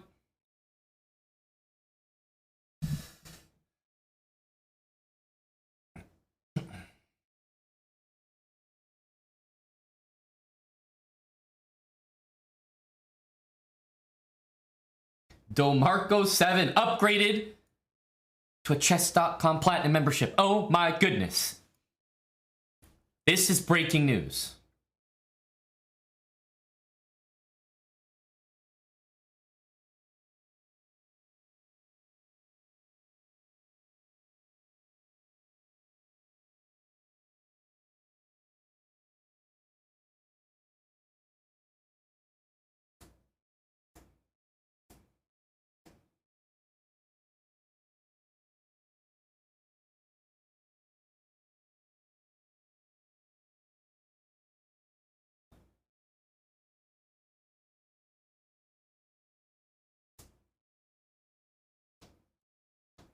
That's weird.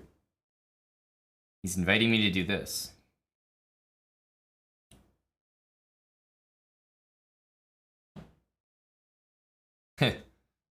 Whoa. This damn near looks like theory.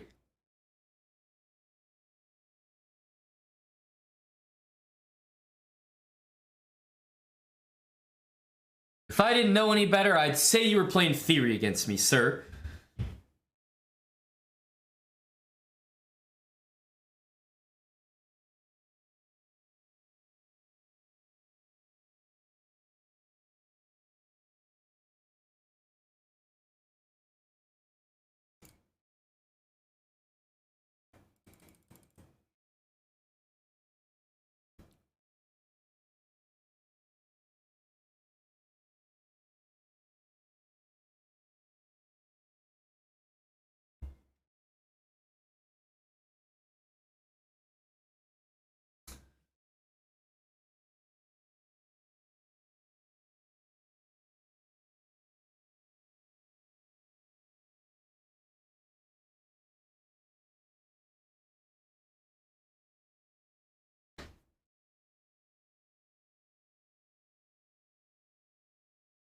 I want to double these.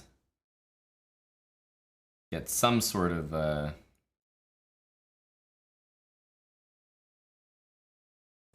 get something to play for here.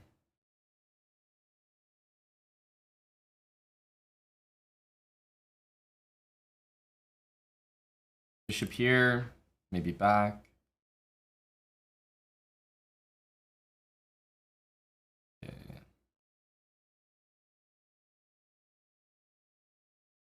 E3.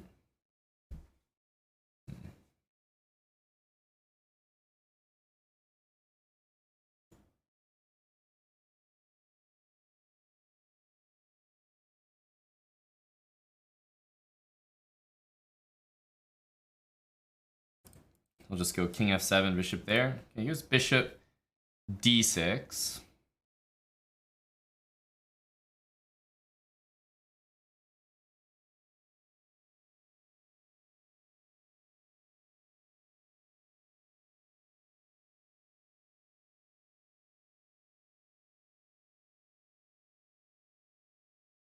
Check, king b1. I think we want to go c4 here, but we'll wait and see. Stopping the knight as well.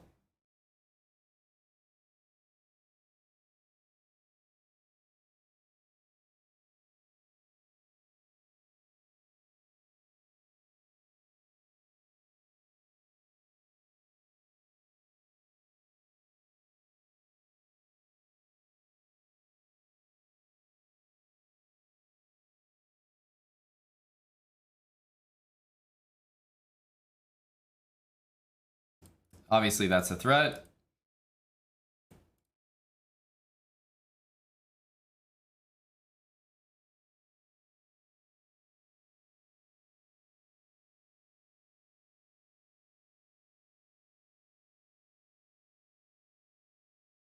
Maybe bishop d2 needs to be needs to be played. King c2.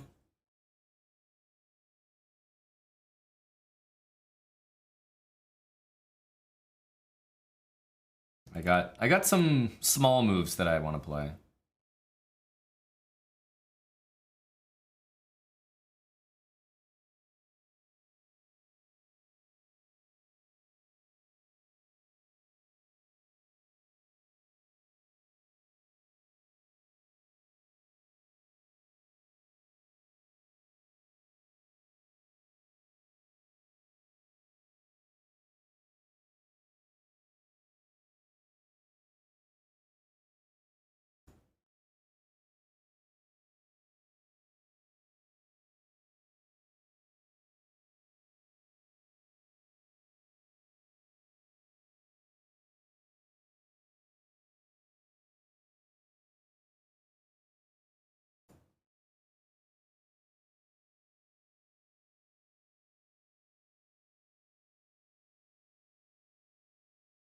Oh, I just missed this.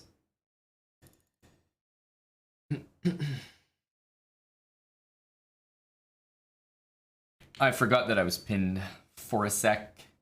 We just had to get out of the pin, but to no avail. Now, I think we need to get lucky.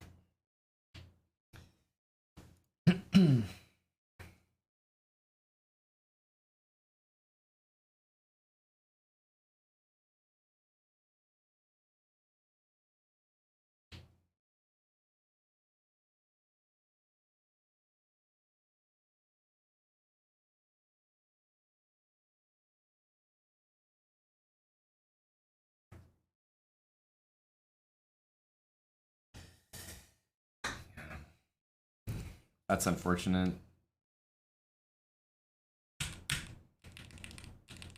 I thought we made the right decision to play c5. The problem is c5 is not forced. We have a great position. We can just play it normally without c5. But I kind of thought that I would be winning this a pawn here. Like everything I did is like just great. And then here, probably we just need to let him take. Go bishop e1, rook e2, and win this pawn. But taking's not great, although it's fine. I just need to... Now I need to move my pieces. But yeah, it just like didn't occur to me that I was being pinned here. And then knight f4 is obviously going to win the game. So knight f4 is going to win the game right now. Then rook e2 is easily the worst move in the position. White's just doing well here. A typical title Tuesday for me. 4 out of 5. And okay, maybe we finish with 7 points, but like losing to an FM in round 10 is just downright embarrassing. Because at least in round 10, round 11, those are the games that are going to push you somewhere in the standings. Losing to an FM of all people is like, that's not the toughest round 10 pairing you're going to get in Title Tuesday. So it's kind of like we got thrown a fastball down the middle and we got caught looking. For round 10 pairing, that's we left points on the table. Definitely. We left points on the table.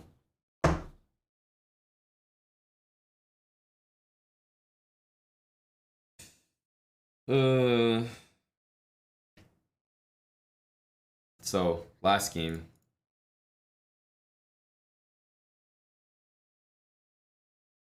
What? What was that move? Oh, these are 2 CMs. Never mind. It makes more sense now. Check. What? Check. Check him.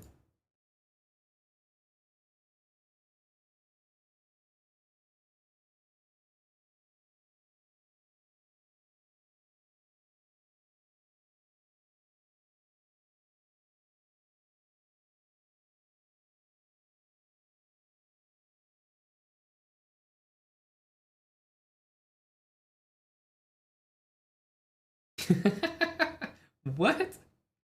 What the hell am I looking at?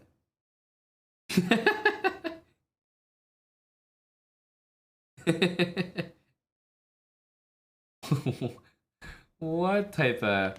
What in the Candidate Master was that? Keat Jr., thanks for the 5 subs. Thank you, Keat. Jaybird 1977, 18 months, welcome back. Cycling Box, 2 months. No, I can't play this. He's gonna play c3 of all moves, and like, listen, I just can't handle it.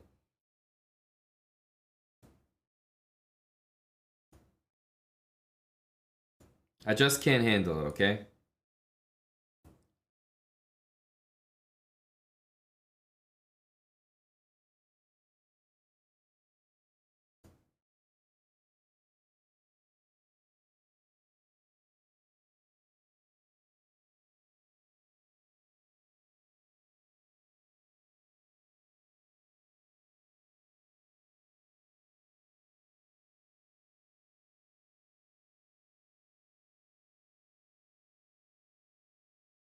F5?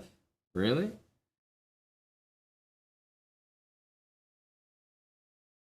Ugh.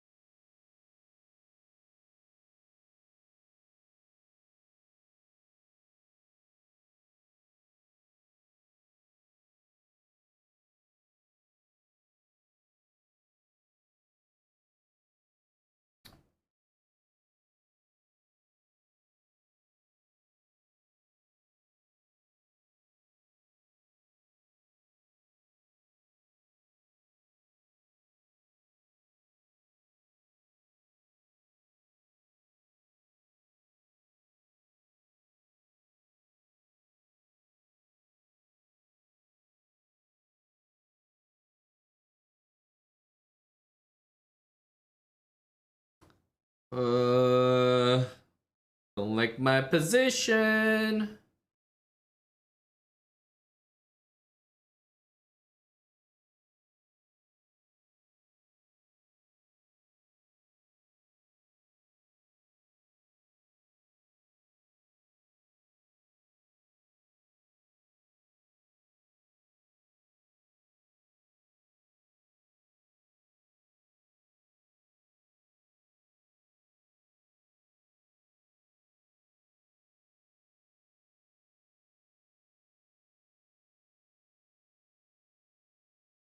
Give me that pawn. I need it.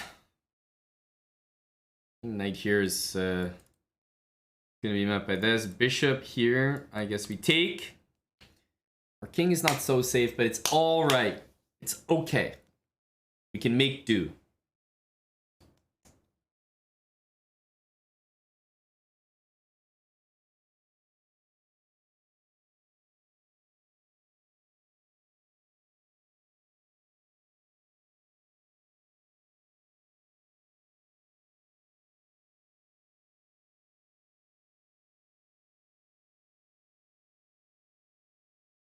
Bishop c8. I threw him off here.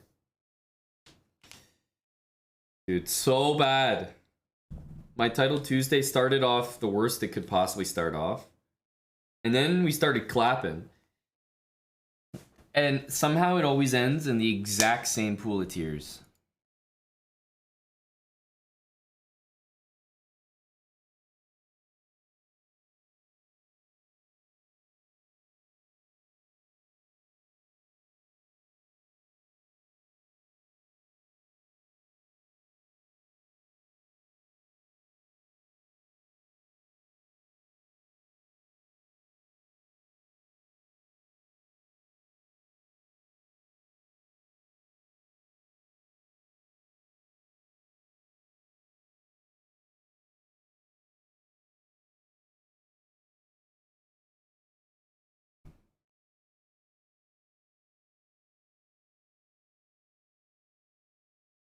I might need to castle queenside here.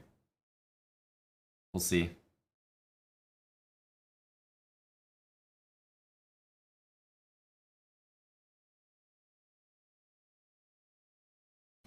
We shall see.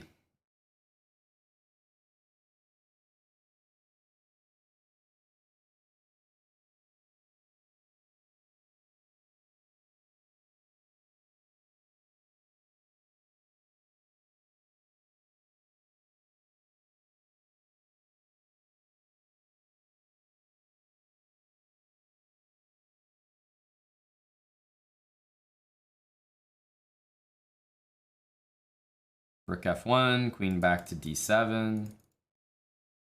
Because I have to watch for this.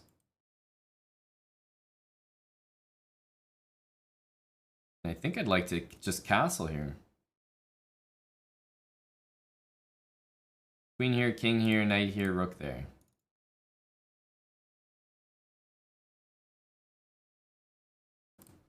This move is playable. This move is playable.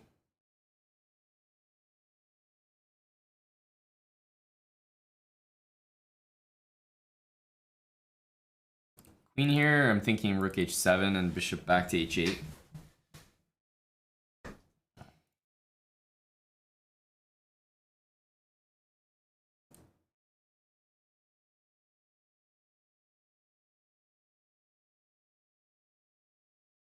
I know he has queen g2, but we can still take, I think.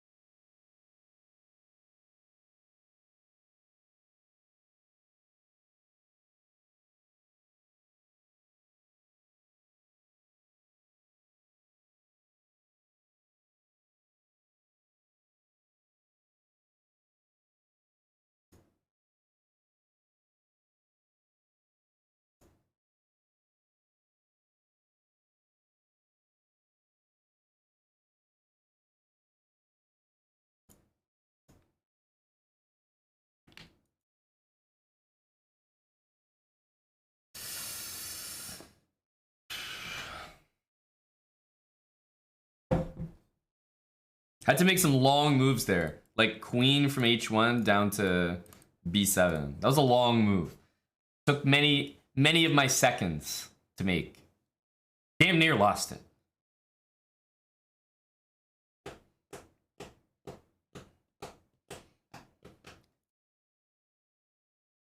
Oh, this loss against this FM is so bad. That's the worst game of Title Tuesday for me. That one right there. That's gonna troll my score.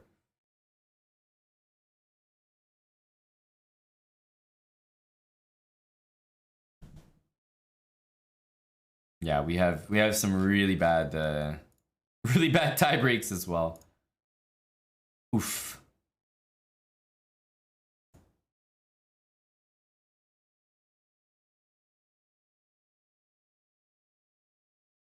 I'm not sure, Keith. Title Tuesday has been going on for a long time. It's like, what's my best ever in Title Tuesday? I can't even remember. Maybe I won the thing at some point. Obviously, you guys know that can't be true. But you get my point, that it's been around for like, what, 7 years? There's been so many different formats. Sometimes it's been like 7 rounds, 9 rounds, 10 rounds, 11 rounds, 3-0, 3+2, 3+1. There's been 2 Title Tuesdays. There's been 1 Title Tuesday. It's been once a month. It's been twice a day. Like, there's been probably 30 different formats of Title Tuesday. So it's hard to really say what my best score is because it just changes all the time. It's like impossible really to answer. But lately, it's been 3+1, 11 rounds. And my best score in this has been 8.5 points. I don't think I've ever gotten 9. Oh yeah, we're so far at the bottom of tie breaks, Bucko. We are we are just trash. Look at our tie breaks. Look at this poverty. 47th. You know, it's a lot different to say you came 32nd. But Look at this guy. Look at this guy down here.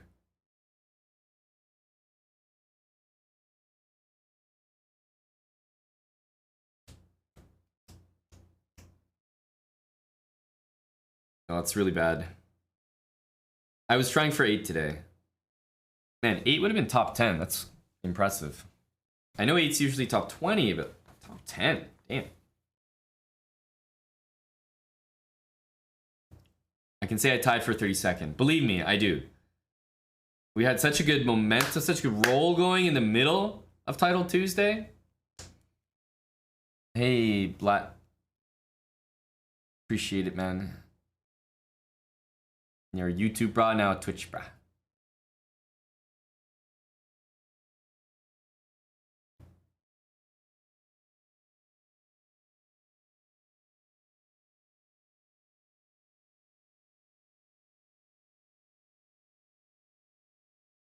Did chess.com just publish the whole report? Who won? I think Hickey won. Or Hickey tied, actually. He didn't win. He lost on tie breaks.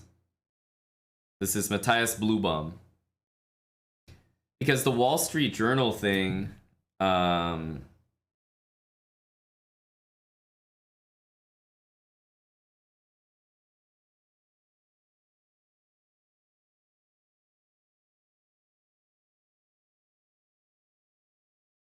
The Wall Street Journal thing sort of indicated that they would be publishing it, I think. It's literally 72 pages. The Hans Niemann report. This sounds like some fucking Born Supremacy type stuff. This is some like Jason Bourne stuff. This is like Treadstone. The Niemann files. The Hans Niemann report. Bucko Bonsai, $50. Thanks, Bucko. Beadstone. Purple ribbon. It's a purple ribbon for me, Bucko. I've had so many chances today, dude. Bucko, I was like 4 out of 5. This morning, I was like 5.5 out of 7 or something. Oh man. It's those crucial round, like, I think rounds 8 and 9 are probably, I have my lowest score in Title Tuesday. I never perform there. Thanks, Craig A, for the 39 months. Appreciate it, Craig. Bucko, thanks for the Title Tuesday support as always. Look at this, the Hans Niemann report. This is...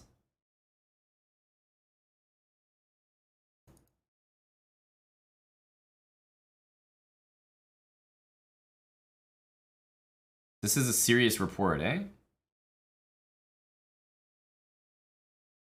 Jesus.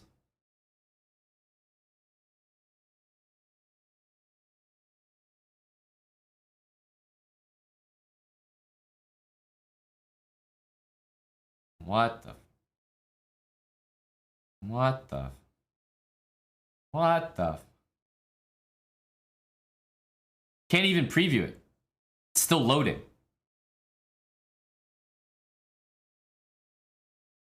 That's only page 20. Oh my goodness. Oh my goodness. What the flying hell? Okay, you know, but here's the thing, guys. I don't want to start reading this if I can't really get through it. So if I read this, there's no way I'm also hosting a tournament. So you guys have to make the call. A Chess Broad Title Tuesday or read the report. Because I'm not doing both. Not tonight. I'll let you guys decide. I'll let you guys decide. Because I'm fine to do either. This is fresh, though. This is fresh off the docket. This has just been posted.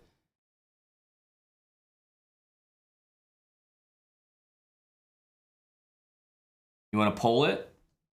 Sure. Gory, you want to run a poll? Chess Broad Title Tuesday or the Hans Niemann report?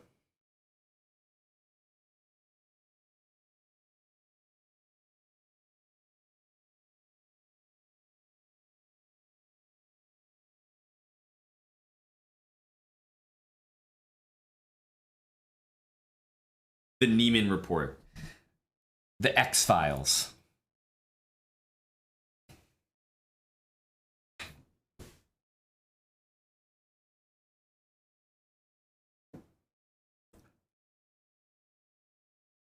What do the gente want? You can vote in the chat.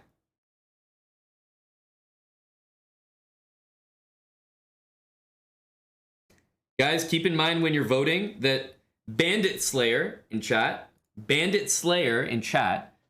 previous 6-month sub, has skimmed through the report and it's not that interesting. Keep that in mind when you're voting.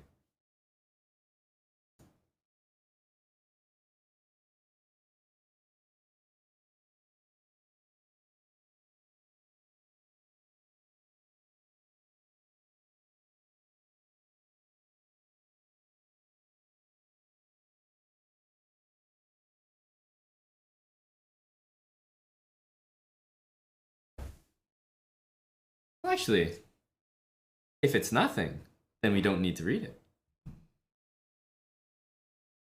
Are we doing a viewer tournament right now, or are we reading the Hans Niemann report?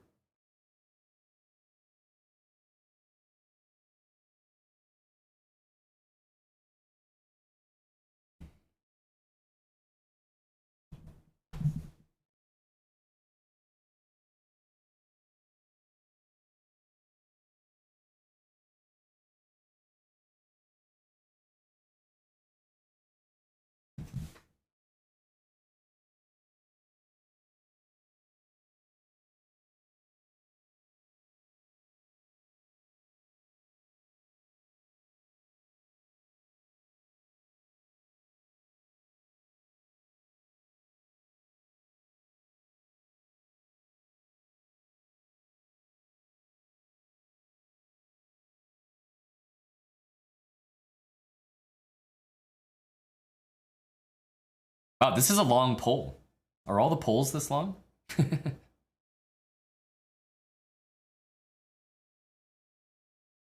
a lot of time here in this poll.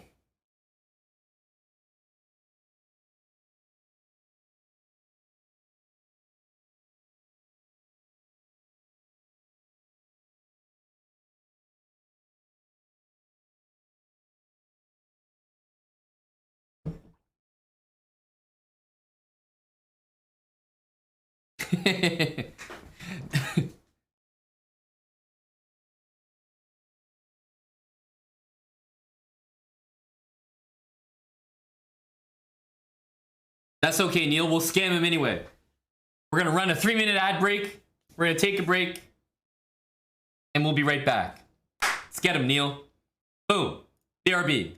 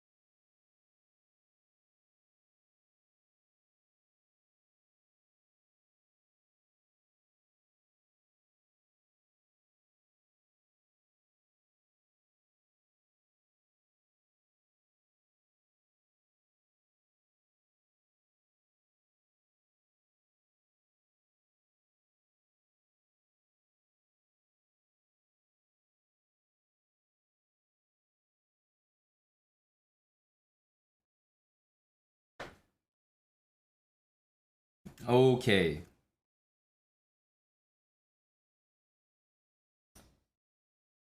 Okie dokie. Hello, friends. So, did the report win?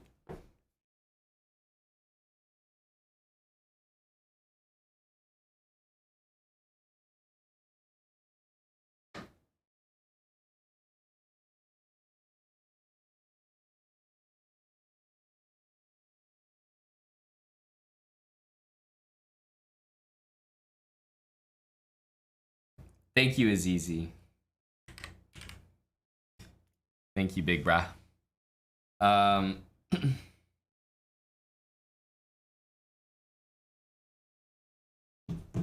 Royal Fork, thanks for the 20 months with Prime. Royal Fork 66.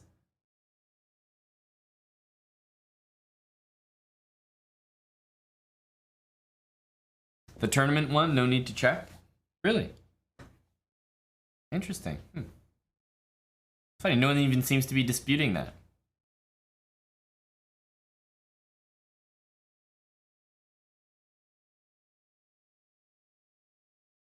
No need to check, eh? No need to check, eh?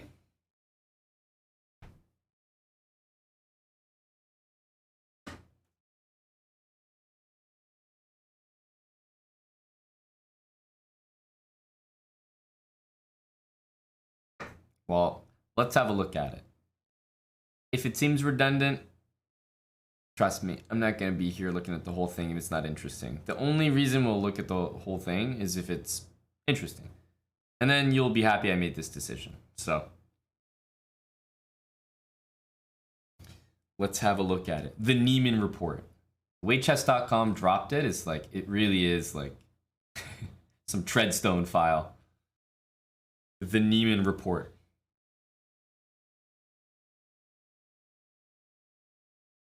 All right.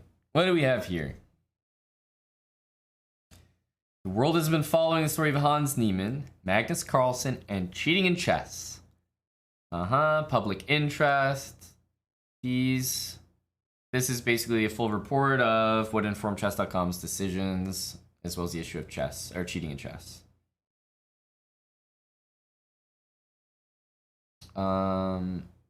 We estimate that fewer than 0.14% of players on chess.com ever cheat, and that our events are by and large free from cheating. Currently, cheating in chess is rare, preventable, and much less pervasive than is currently being portrayed in the media. All right, here's a summary. Good. Start with the Cliff Notes. The Cliff Notes.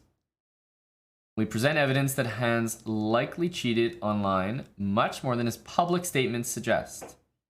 While Hans had a record-setting remarkable rise, in our view, there was lack of concrete statistical evidence that he cheated in his game with Magnus or in any other over-the-board game. So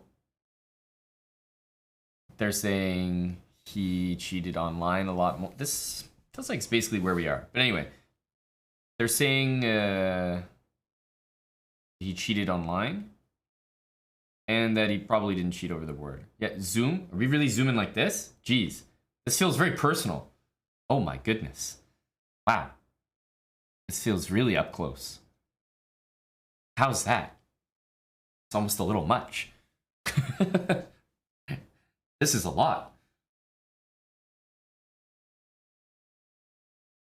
It's the mega zoom. Is this okay? This is a lot. But to be honest, maybe we can, maybe something like this. Maybe like a little in between. A little in between. There we go.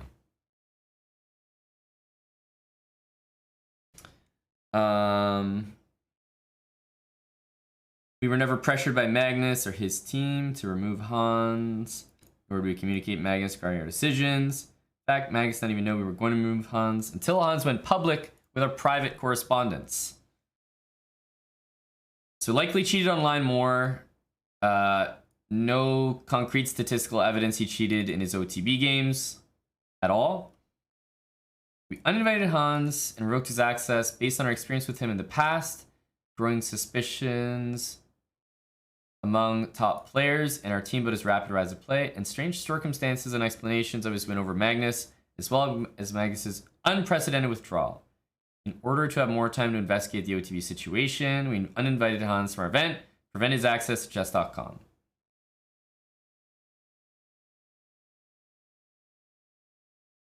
The mission of chess.com. Well, I don't know, boys. I have a feeling I might zoom through a few pages here. The Big Greek Skak, thanks for the raid.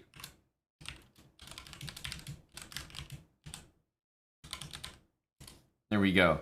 Appreciate it, buddy. Mission of chess.com. Okay, great. Timeline of events. Here we go.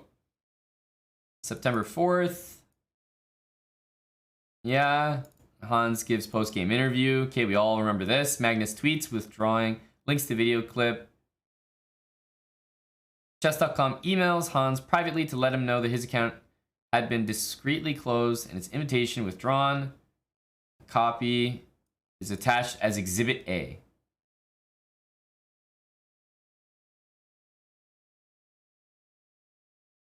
Hans publicly addresses saying he never cheated in a tournament with prize money when I was streaming or in a real game. Chess.com sends him a letter laying out the reasons for the decision. Exhibit B. And then they tweeted this. All right, am I going to have to go all the way to Exhibit A? Like, I have to go all the way to the bottom? Is this really how it's going to be? I have to go all the way to the bottom and then all the way back up and then read it and then go all the way back to the bottom. Oh my goodness. Oh my goodness. It's not hyperlinked, I believe. No.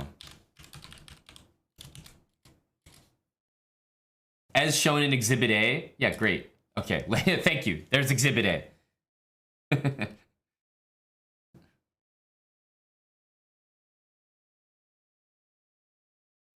Chess.com is elected to privately remove access. We were sending invitation during the CGC pre-qualified spot. Retains the right.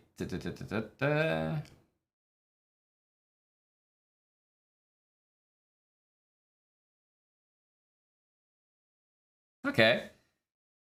So they paid him his $5,000 and took him out. Okay, great. Yeah. Then, oh, sorry, that's right. We gotta go Exhibit B now.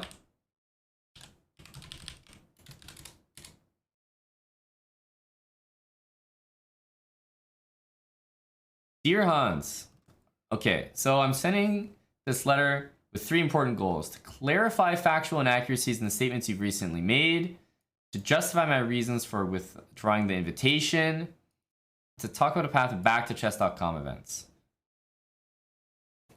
Comments you made. So this is the comments during in his interview. When and why you cheated on chess.com. In your interview, you mentioned that you cheated when you were 12, later when you were 16 in an unrated game. This directly contradicts our statistical evidence, as well as the conversation you and I had. Who's I? It's Danny, right? Danny, okay. I had in our private call when you confessed to cheating. And there's written evidence from you that substantially corroborates this. You also contradicted. This is, I don't know. This is really weird, you know? This is really weird. Because Hans obviously knows that he's had these talks with Danny. And that he's like confessed and that he has something in writing from him. So like, why would he say something that could be so easily contradicted? Anyway, you also contradicted your own statement that you had only cheated in unrated games in the interview. By later saying you did it to gain rating points, which obviously indicates cheating in rated games. Yeah, this is a funny one because it doesn't involve anything else. You contradicted your own statement that you only cheated in unrated games in the interview by later stating that you did it to gain rating, which obviously indicates cheating in rated games. Yeah, that's... You've got me there. I'll admit that you've got me there, chess.com. As you indicated in your interview, chess.com has the best fair play detection in the world. Yeah, this was also interesting. Hans is like saying that it's the best chess cheat detection in the world. Actually, it's the best detection in the world. So it can detect you. While there are other potential events, games, we inform you from Estrada status, suggests you violated fair play on the following dates. Title Tuesday qualifier. You played against and lost to someone we eventually closed for cheating in that very same event. And your game reflected clear engine versus engine play. That's just funny. Can you imagine you pack your lunch, you put on your jacket, sling it over your shoulder, you're heading off to work to cheat. And then in an alternative universe, there's another guy across the world who's also, tying his shoelaces, slinging his bag over his shoulder. He's heading off to work to cheat. And you just happen to show up to work at the same time and run into one another. Oh, you're doing it too?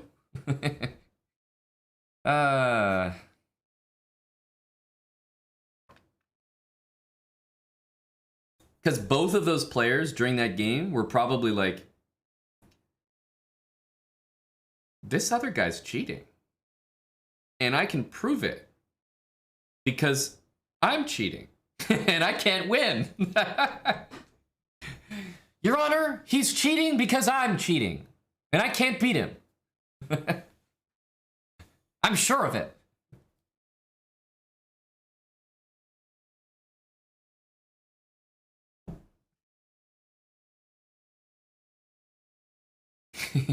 It's like some relationship stuff or something. It's like you catch your girl cheating or something, but the only way that you were cheating, but then you caught your girl cheating, and the only way you can prove that she was cheating is by also admitting that you were cheating. I think I'll let this one slide. Title Tuesday qualifier again, Pro Chess League 2020 season.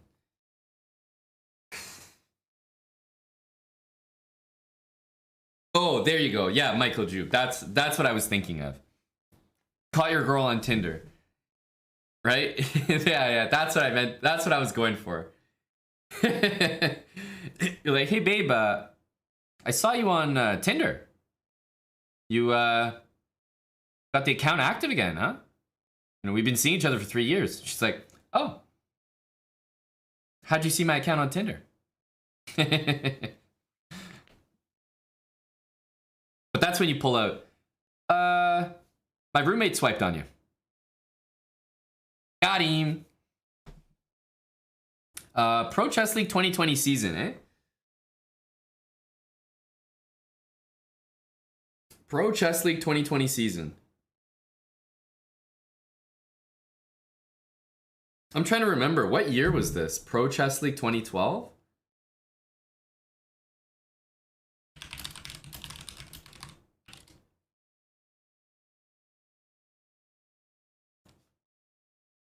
(2020 games?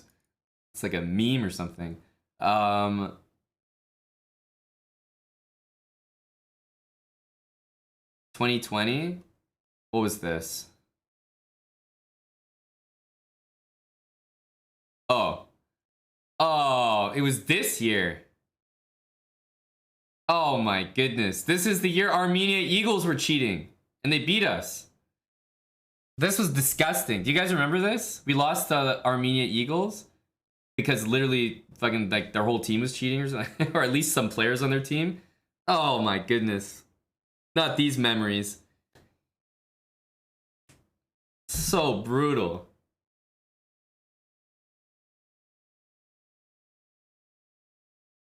PP in my Pampers, exactly. So wait, what team was Hans on? I can't even remember.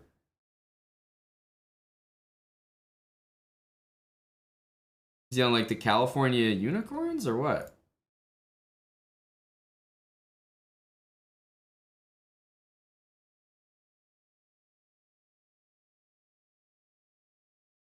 St. Louis, maybe? Or New York, maybe New York Marshals? I can't remember. I don't have a very vivid memory of what team he was on. Oh, Norway. Oh, yeah, you're right. Norway. Yeah, I remember. He was on the same team as Magnus.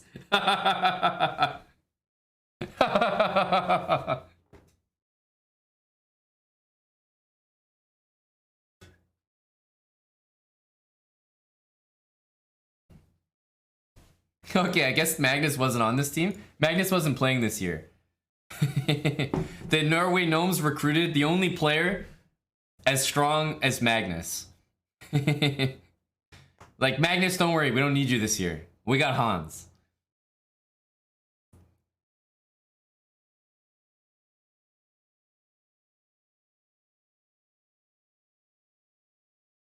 Yeah. I remember this, yeah. He had some good results. Oh. Don't mind that, guys. Oh, sorry. Oh, don't mind that. Oh, sorry about that. Didn't mean to click this. Oops.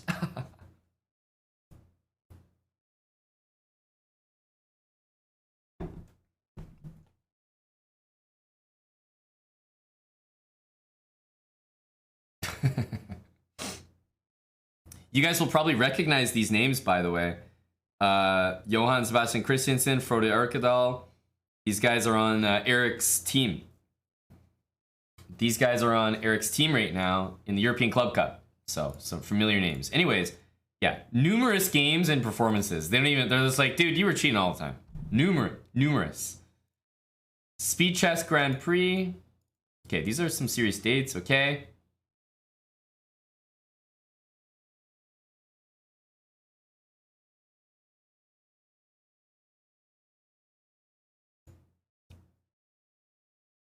People tune in way more to my streams when I'm battling Hikaru, Danya, or Eric Hansen.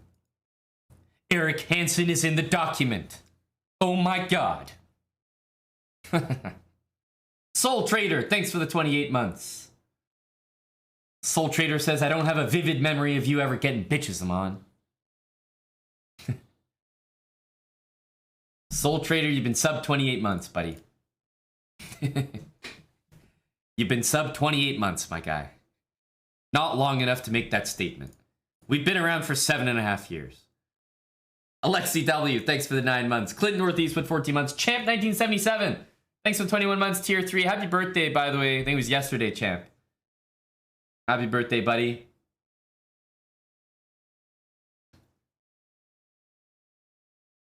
On that note, there were several matches during 2020 in which you farmed your fellow chess peers for higher rating.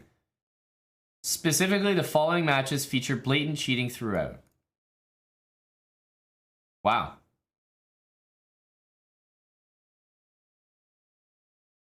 Wait, that's it? Wait a minute, chess.com, you sure you don't want to analyze a few more Hambos games?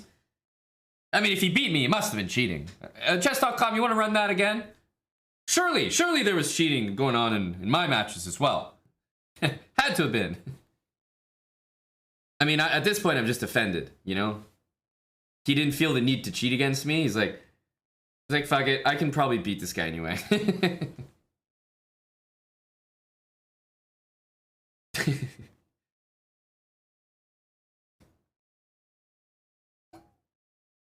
We're not good enough. We don't deserve the beads. We're not good enough. So, match versus Danya, Krikort, Jan, Bach, and Paravian. Yeah, Bach twice. Man, Bach really got farmed. Oh man, poor Bach. Poor Jan.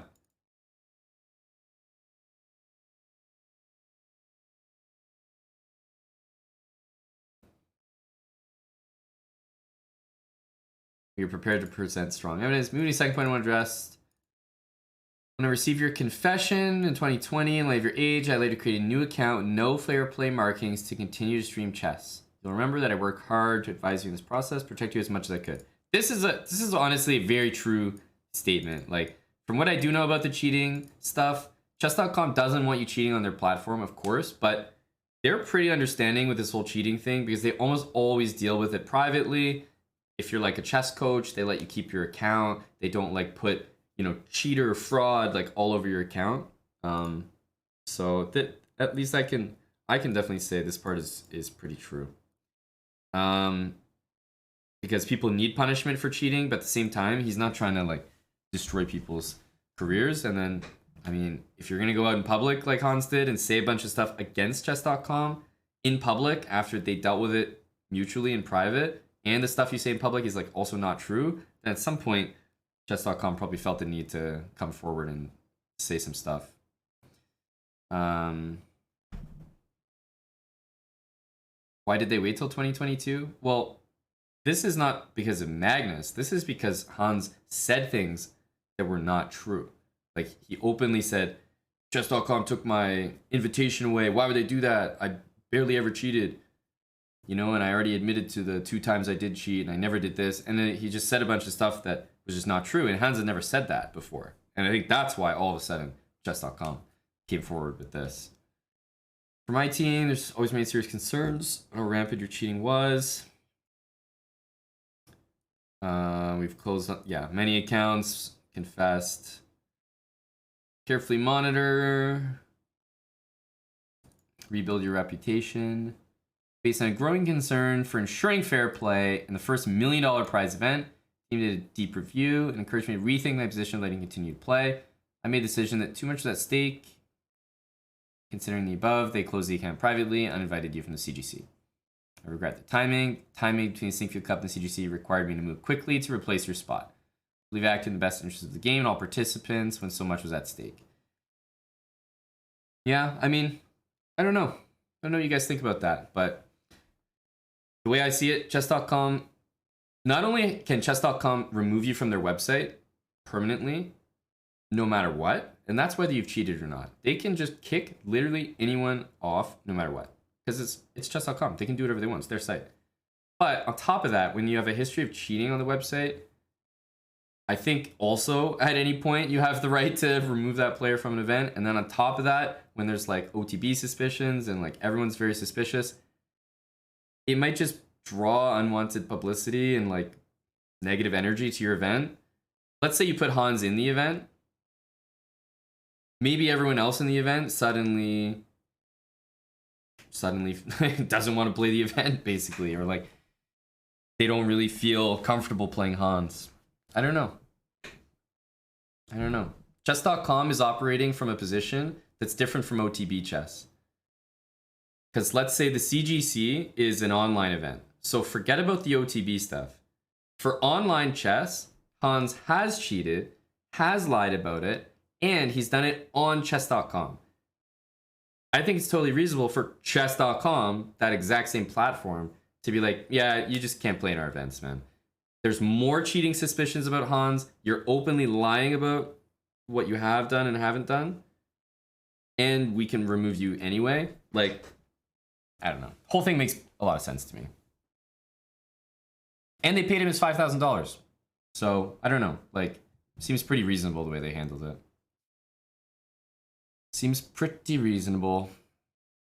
Because it's going to be a tough call no matter what. If you let Hans stay in the tournament, and, you know, let's say you have all... Like, if Danny has all this information that's in this 72-page document, and he lets him stay in the tournament, then, I don't know. Let's say that he does end up cheating in this $1 million event. The whole integrity of the event is done. Like, you know, you gotta think about the big picture. The 5K, I think that was for qualifying. Like, just for being in the CGC as an invited player, I think you make $5,000 just for showing up for your match. And I think they invited him, then kicked him out of his spot, but still paid him the 5K, which is pretty nice in my opinion.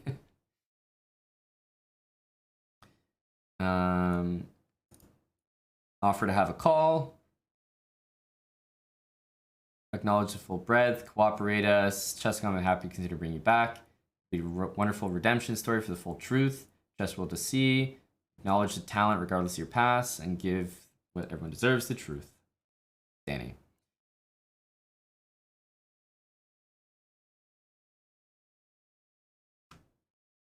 Okay, so Exhibit A, Exhibit B.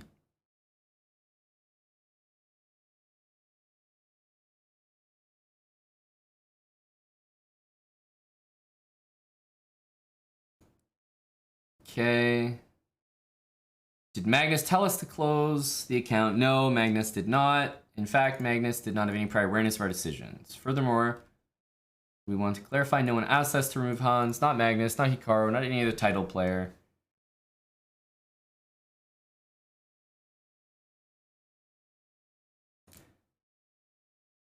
Yeah, okay.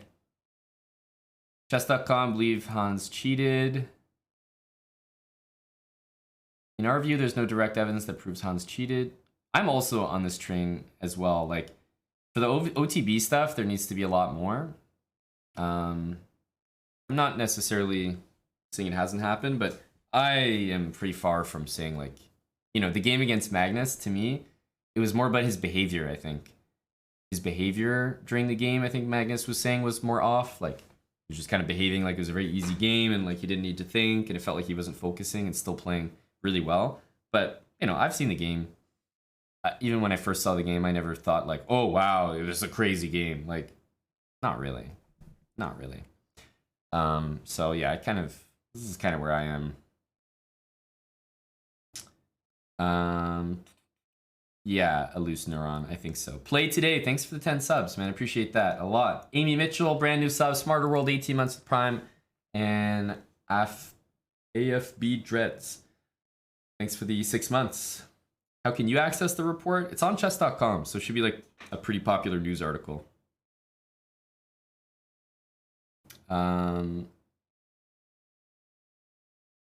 Suspicious, Hans' explanation, suspicion. Yeah.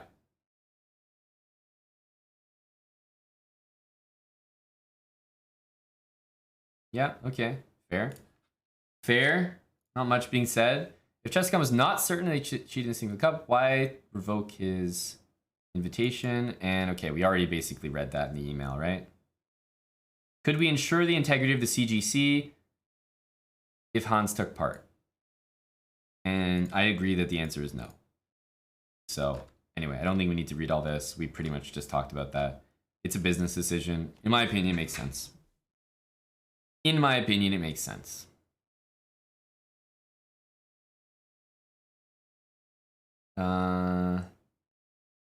Okay, he made comments here. Never when I was streaming did I cheat. I think we've already covered this as well. Okay, so this is what? Table 1 contains events and matches in which it appears Hans cheated.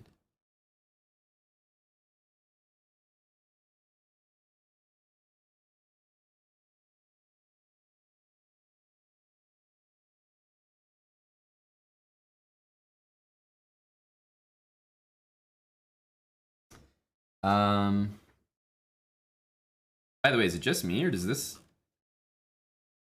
Okay, does this page appear blurry to anyone?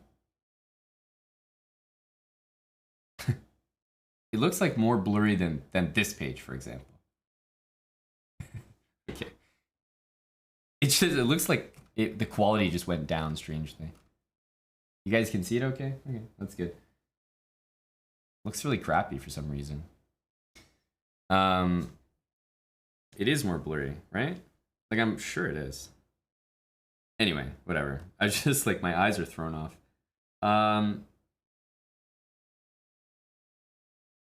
You good, bro? Apparently not.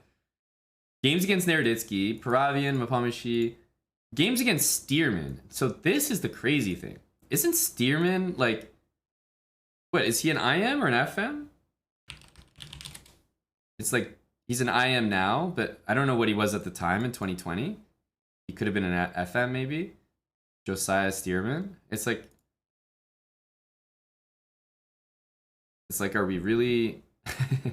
Do we really need to cheat against like buddies? Like, I feel like the point is you would kind of cheat in against matches with the strongest players. Like,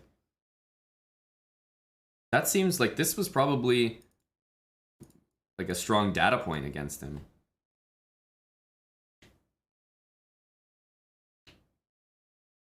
I would guess.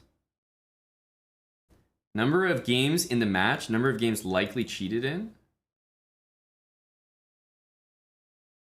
And it's all of them. It's every single one. Well, okay, except, yeah, the Pro League. Pro League is a bit too obvious, though. Like, everyone's watching these games. Not everyone's watching these, not everyone's watching these matches, you know?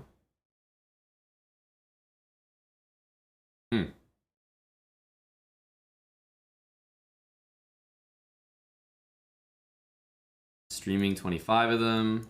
Already 17. Like this, for example, I can't read this at all.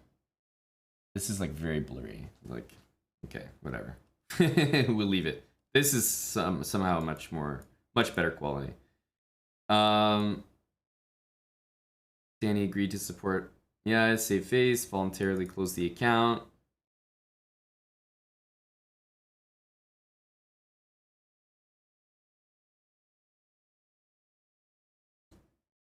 Ansels also asked to email the mission, but he did not. Image 3 and image 4.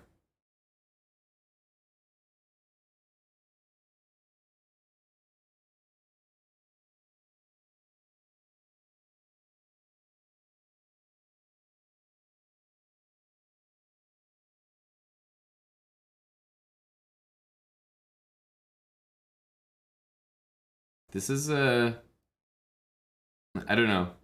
Danny seems to handle these cheating things somehow in a very friendly way.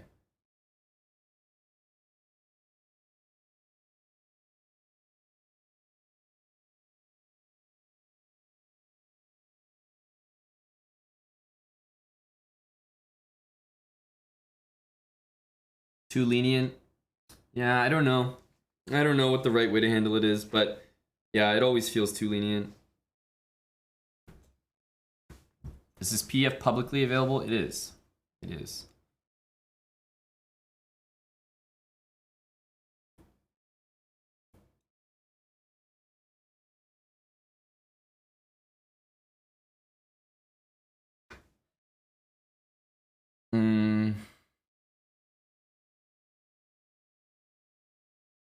Want to check if you talk to the team.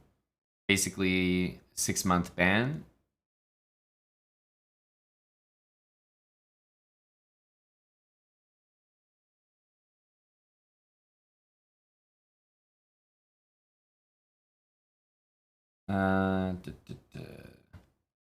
Danny talks about it. Unfortunately, I'm going to uphold the ban on prize events. There's going to be questions of why isn't Hans playing.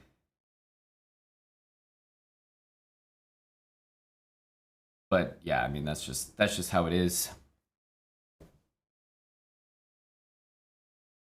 We are open to you rejoining the title Tuesday, like in Arena Kings in January. You'll be subject to proctoring during the events, but most people are at this point.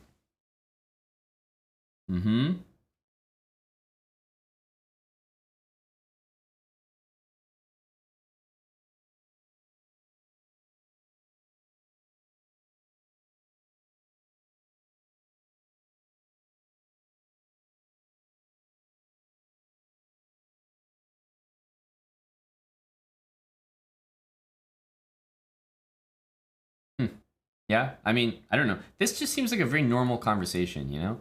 This just seems like a kid who cheated and did his thing with Dan, like worked it out with Danny, made a new account. This seems like a very normal conversation, and then it got into like more kind of lying and whatever. But this seems reasonable. He's like, hey, is there any way back in? Because he is a good player. He's just he's maybe overrepresenting. But yeah, he's like trying to get in these events. He wants to play. He wants to improve. Danny's like, no, pretty much can't let you back in. How cheat detection works. Comparing the moves to recommended moves. Key critical moves. Browser behavior.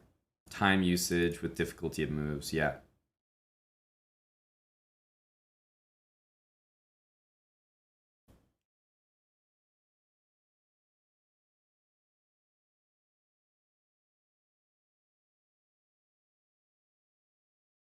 Okay, this is a little this is a little much, right? The best humans play at 2800. Stockfish plays at 3500. In a theoretical match between Magnus and Stockfish, we estimate that Magnus would lose every single game, no wins and no draws. Bro, Magnus is probably like, what the fuck did you just say to me? There's no way in hell I believe that. There's no way in hell. That is a complete roast.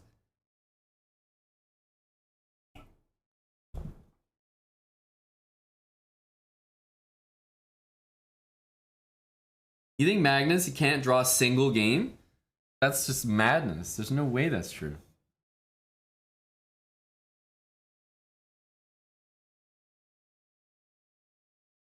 Best in class.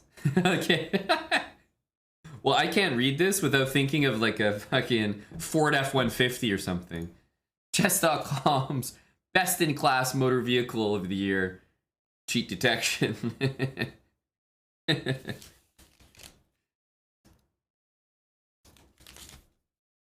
Best in class. Okay. Okay. JD Power Award.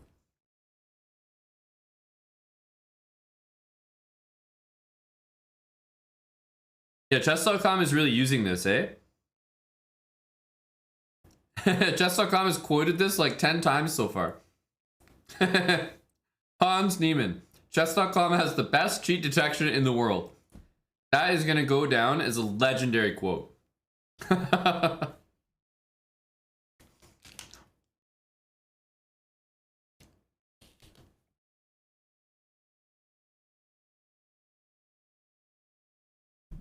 That is a pretty killer quote.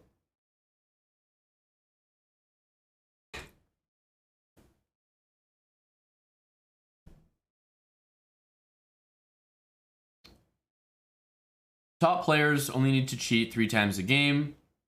They know so much about the position. Even if you insinuate they might be better or worse, they might find the right move. They only need to cheat 1 or 2 times. Says international master, I am Levy Rosman.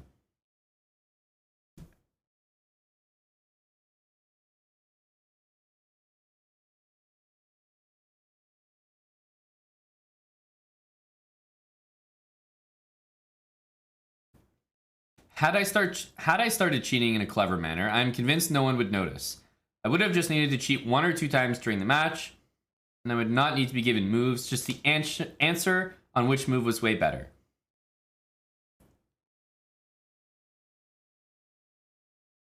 Honestly, this is true, and it is pretty scary.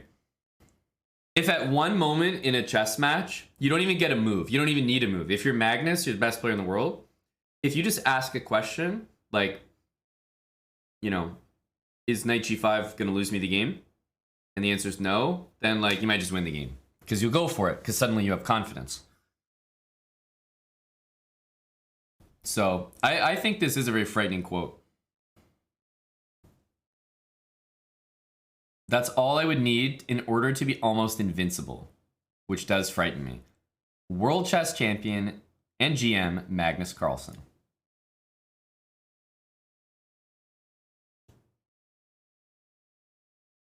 Former world champion Aman said that one yes or no answer about whether a sacrifice is sound could be worth 150 rating points if you could do that once per game. Yeah, definitely.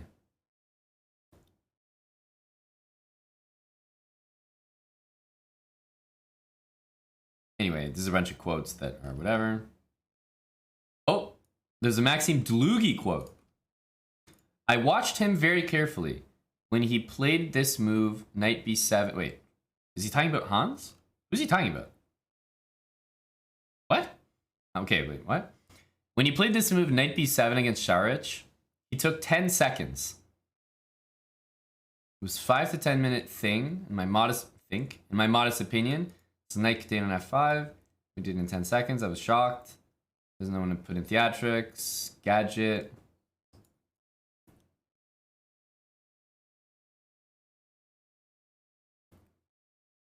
This is the real danger, because if a 2600 player has this thing, he knows exactly how to behave, he knows exactly when to think. He doesn't need to use it more than 4 times during a game. That's plenty to destroy anyone. At the critical junction, you switch it on and find out, which way do I go? Oh, this little nuance. Okay, fine, boom, goodbye, that's it. But this guy doesn't know. He's just mechanically playing the first move of the computer. Everyone's a clown to him. He says, Kirill Georgiev, put me in a bunker with him and I will destroy him. This guy has no moral compunctions. He's absolutely immoral. GM Maxime Dlugy. Yeah. Borislav Ivanov. People were talking about cheating a lot lately. I was reminding everyone there's an old case, Borislav Ivanov. This is the most well-known cheating case that I remember. It's like a Bulgarian guy who was pretty much like a 2200, like untitled dude, and he was just like beating all these GMs. But this is a particularly ironic quote from Dlugy, considering everything as well.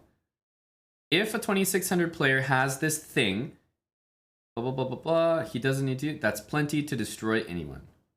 I feel like that's a relatively interesting quote.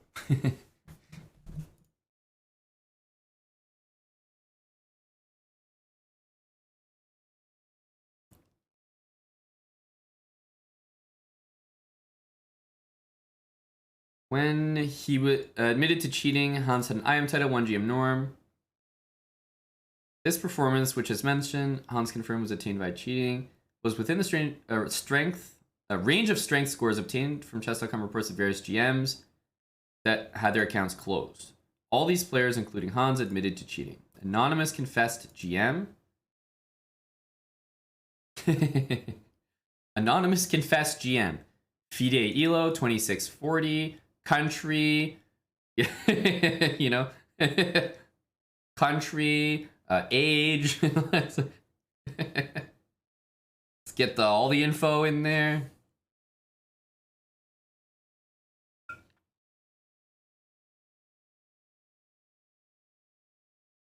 Yeah, 103.27. I mean, I guess it can go over 100 because that's pretty impressive. 2686 is crazy. Like, you're basically a 2700 player. What are you doing, dude?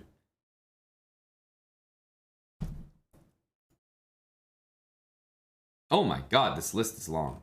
Oh, I thought it was just these lads. Oh. Whoa! Whoa! Whoa! 2685?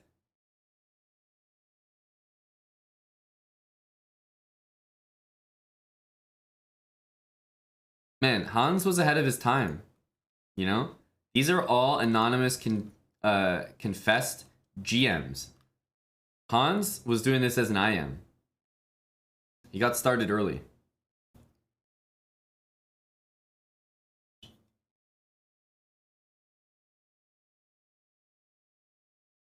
Major beast, no?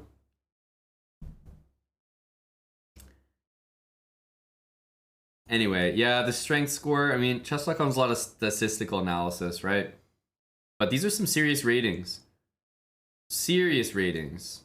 2685 and 2686. That's pretty serious.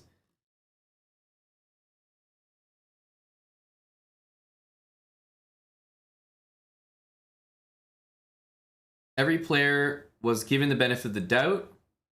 Once alerted, we do a thorough review of the data. Human-driven analysis. Right. When we finally close an account, we feel that we have given the most fair possible review, as we understand the weightiness of such a decision. Is that a thing? We understand the weight of such a decision. No, we understand the weightiness of such a decision. I guess there's a difference, yeah, between weight and weightiness. Yeah. Like, we understand not just how much it weighs, but how much it weighs on you. The weightosity. Yeah, I would say gravity. Yeah, exactly. Weightiness.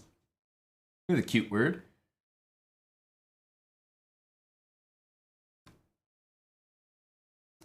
One notable case on the list above was a player in the FIDE top 100 players. This person competed in a single event featuring 10 total games in 2020. I mean, is this person even anonymous anymore? Doesn't that, like... Getting pretty close to narrowing it down there, boys. FIDE top 100, single event, 10 total games, and 2020. I'm sure someone can figure that out.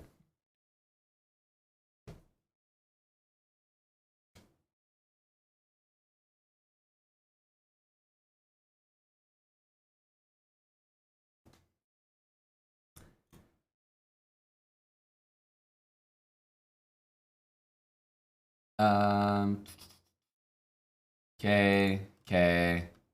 OTB Rise.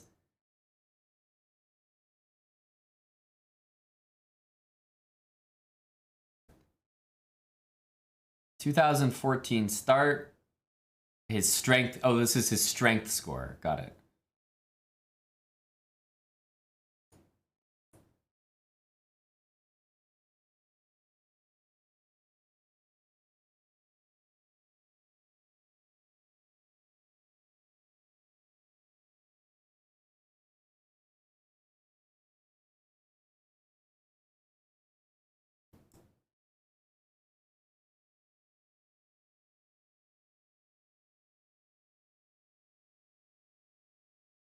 Wow.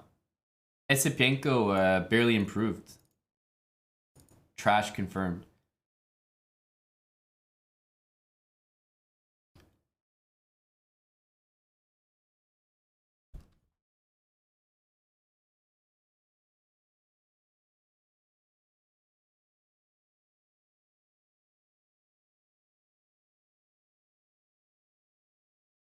OTB strength improvement. Strength gain during first 2.75 years after achieving 2465 ELO. Who's this? Pragnananda? Pragnananda, Hans Niemann. Wait, sorry, what's this? Sorry, these lads got weaker? Damn, they doing my boy Esipenko dirty.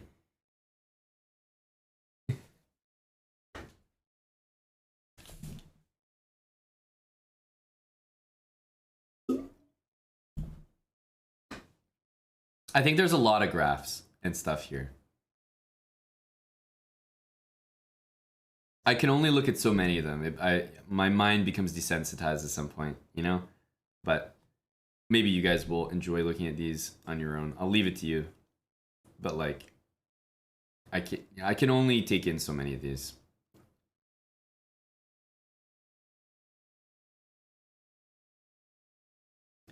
Time between achieving 2500 ELO and 2700 ELO.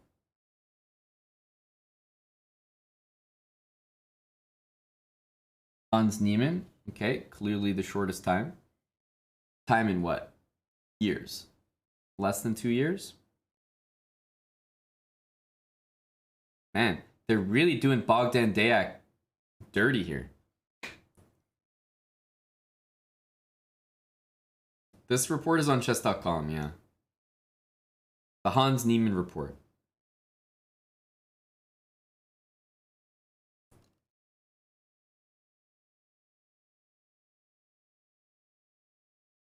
2 rating plateaus.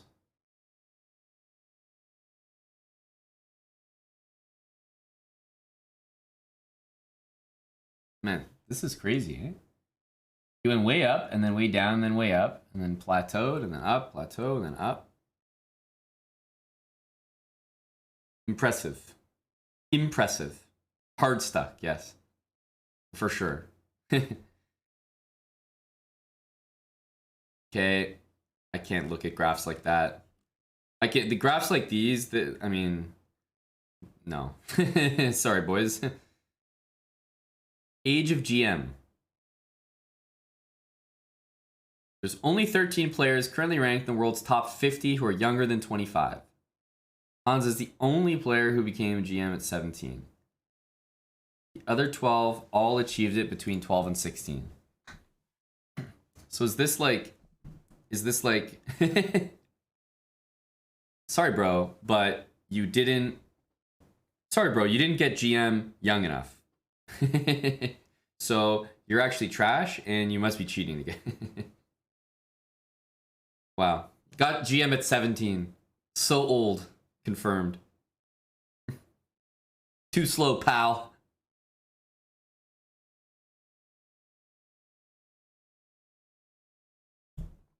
Exactly. You're off the prodigy chart, Buster. Pony Labyrinth, thanks for the 22 months. RLB improving. 39 months. Abesme 1431. Almost looks like Abe Smith. Thanks for the 100 bits. Certman SC, 40-month resub.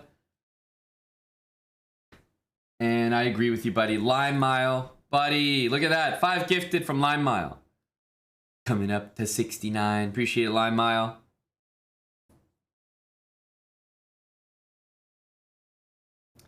The conventional wisdom is that if you're not GM by 14, it's unlikely you reach the top levels of chess. While that statement may seem discouraging, oh, you don't say. Let's not tell this to anyone who's watching right now. Guys, don't worry. Hang on. Let's scroll past that. You guys can make it. Don't listen to chess.com. You guys should keep subbing to the channel and keep watching the improvement videos that we release. You're all going to improve. In fact, I'll be surprised if you guys aren't titled by the end of the week. And I mean that. In the FIDE online arena, that is.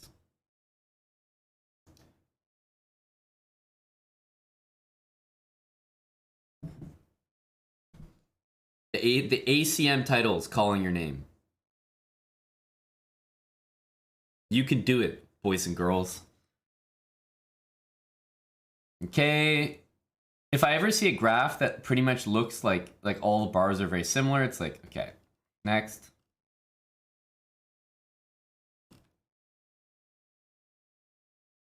As Hans played an unusually high number of near-perfect games.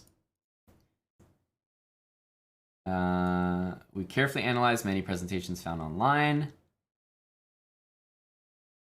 We've concluded that the methodology and the underlying tools used in these analyses do not meet our standard. Nice try, YouTube statisticians. Get smacked.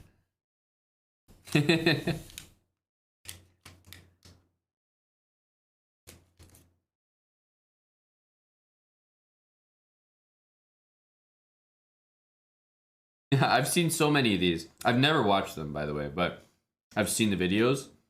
People are like releasing YouTube videos, got these like stat analysis, and it's like, okay, man, you do you. Reddit data scientists, exactly.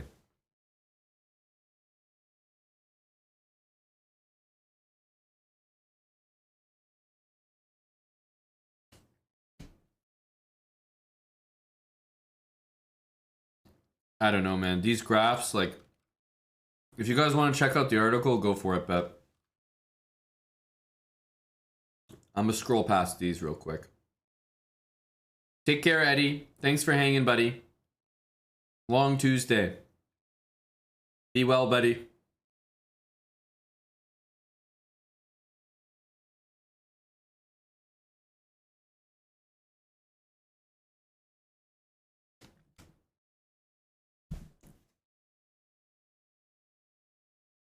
Can I link the article? I'm pretty sure you just look it up, buddy. Hans Niemann report, chess.com blog, literally posted today. I'm sure you can find it. I trust you.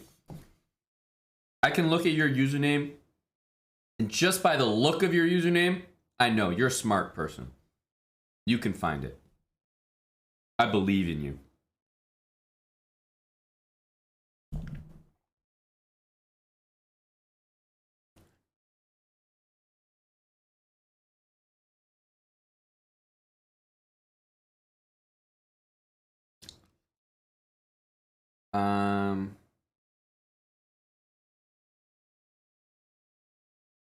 Appendix.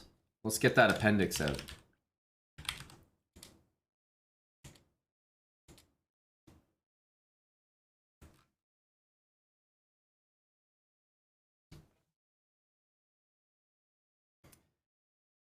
Percentage of games, strength score per game.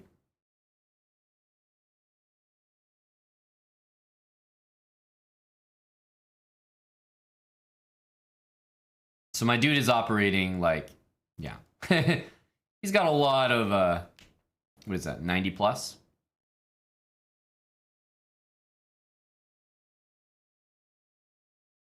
We got a 3-month resub from Hans Biedman. And also a new sub from Hellraiser 93. The next sub is number 69.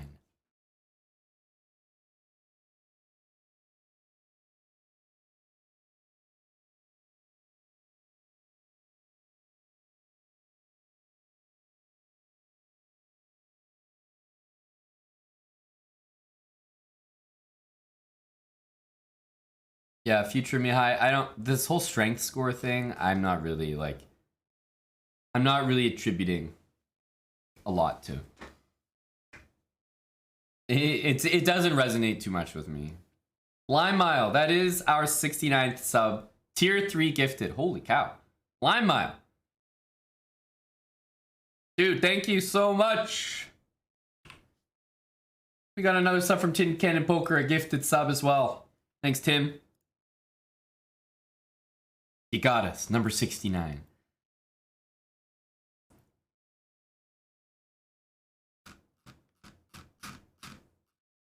Okay.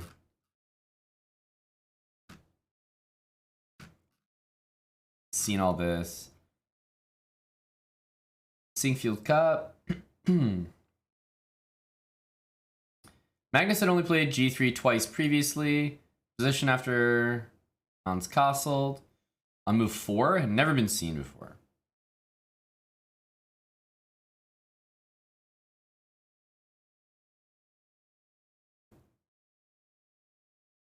Post-game analysis, propose here Queen H4, saying Queen H4 might be a move here. This move loses the bishop on G5 without any obvious compensation. Yeah, I remember that.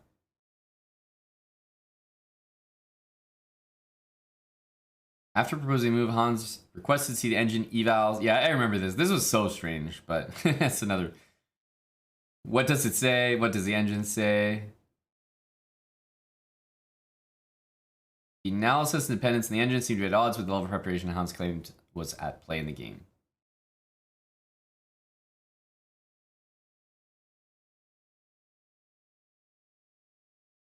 Strength score of 97.17. After the 15-minute delay was added, he's scoring 86.31. So the other thing here is that, you know, assuming that he's cheating, then obviously this looks to be direct proof. Assuming that he's not cheating, then you also have to understand that if you're not cheating and all of a sudden you're getting like wanded like crazy, the world champion withdraws and blah, blah, blah. So if you assume that he's not cheating, then I feel like you'd be pretty thrown off just as a human being. All of a sudden playing these games, like, I don't know. I would clearly play worse after. But that's why it's like I don't really, the whole event, I don't really take too much out of it because assuming that you are cheating, it makes sense. And assuming that you're not cheating, it also makes sense. So the way I think of it is the classic, look, he beats Magnus, and then how does Hans not get accused from that moment on? If he beats everyone else after Magnus, then it's like, oh, dude, you're obviously cheating. If he loses to everyone after Magnus, it's like, aha, see? You were obviously cheating. You know what I mean? So there's not a lot that can happen there where the guy's not taking heat.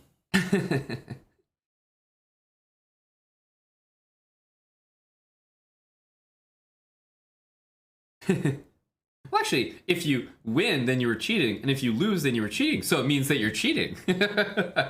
We've solved it, boys. We've solved it.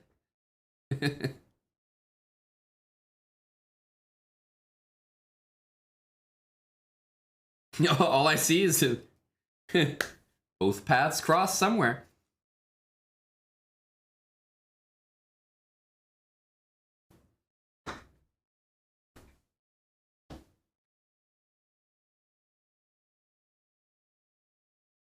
What is this?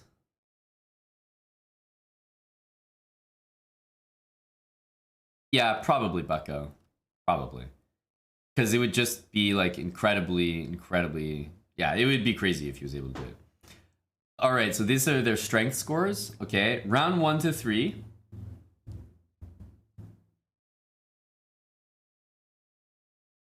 Hans changed the most, but again, this is like a little bit obvious. Ali Reza Faruja. After they tightened up the security, the guy played better. Beast. Wow, Magnus Carlsen, 87.12 strength score. Poverty, no? Almost the worst in the entire event. Except Buddy Lev. Terrible confirmed.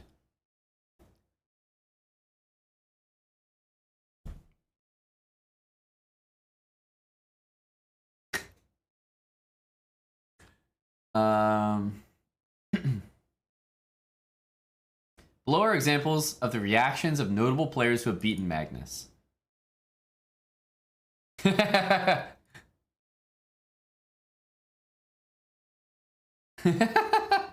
Okay. Chess.com really included this in the report.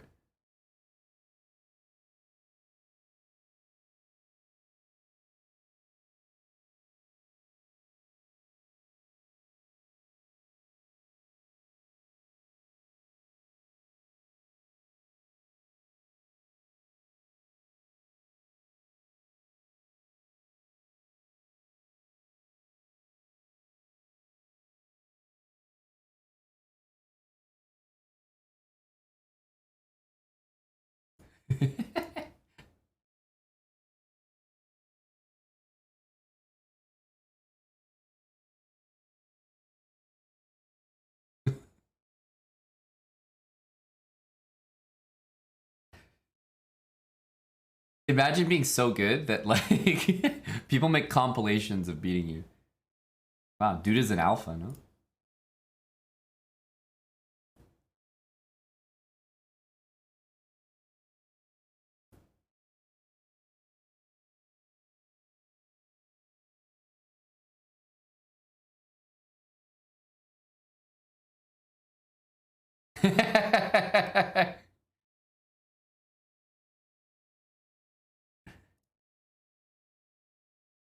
It says leaving. My guy can't even quit immediately. He's gotta speak to someone before he can leave.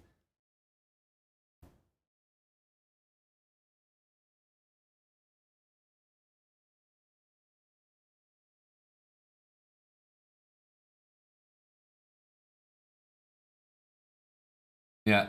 I tell you, the kids, when they beat the world champion, they don't care. It's just cold blood, man. It means nothing to them.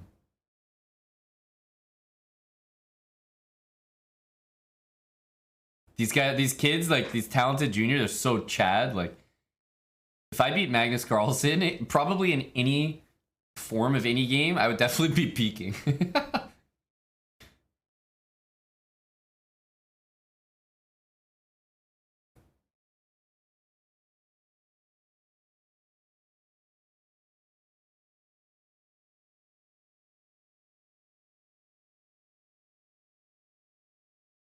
Wow, Chad.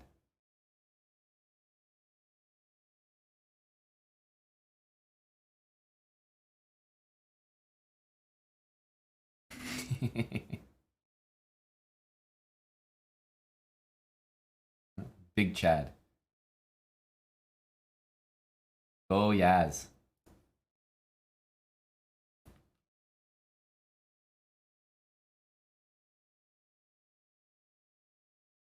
Yeah, incriminating. OMG. In our view, this game and the surrounding behaviors and explanations are bizarre. Later Hans past, right? Obviously, they're not talking about just this. They're talking about literally everything they just presented. And I agree, it is a bit bizarre, but some of it I don't think can be used to stick it to him so strongly. But chess.com's main stance is, while it's like all bizarre, there's not enough concrete evidence, but there's a lot of evidence. Okay.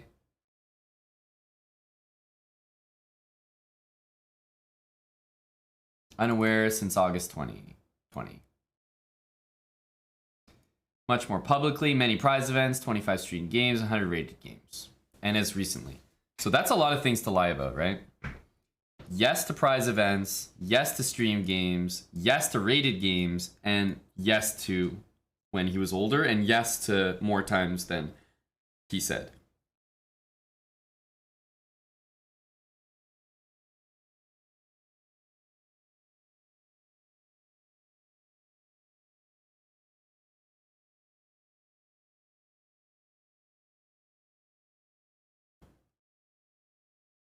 One interesting point, like Kiwi, so you're saying, yeah, zero evidence of cheating in the last 2 years, aka at any point since he was an adult.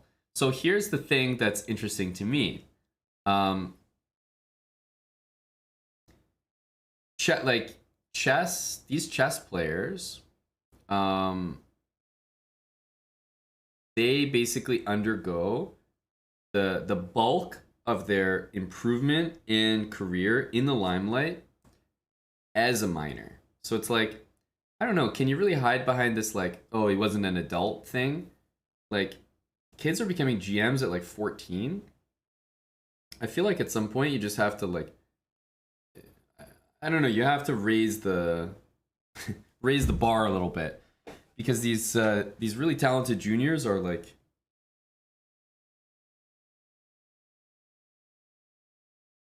they're having the most significant parts of their career as minors, not as adults, let's say. So it's interesting because, yeah, let's say people are cheating. I imagine like there might be a bunch of people doing it as kids, and then it's like, how do you handle those cases? I don't know. I don't know. But obviously, around the world, there needs to be there needs to be sort of like an overall rule book or policy about how you handle these cases, not just case by case basis. Yeah, kids are dumb. Kids do dumb things, but that's the thing. These kids get like so strong, so young, that it's probably very tempting.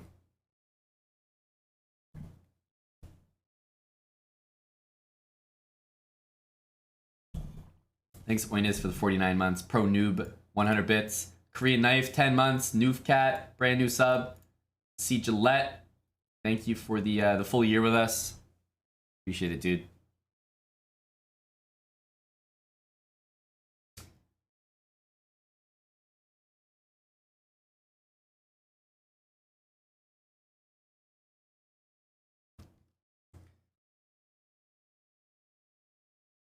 So is that basically it?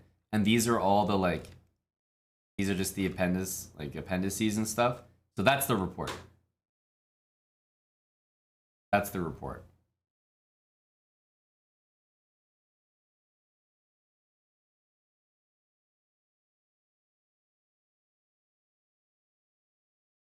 Right? Like all these things are like, none of these really mean anything to me.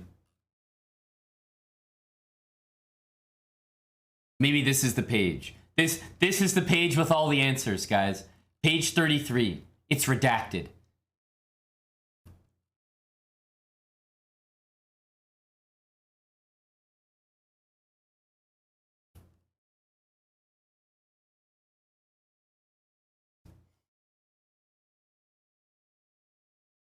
Strength by age. Strength by age.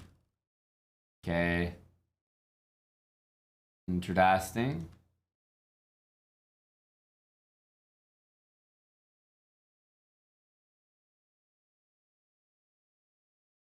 Strength by age. Man, Esipenko.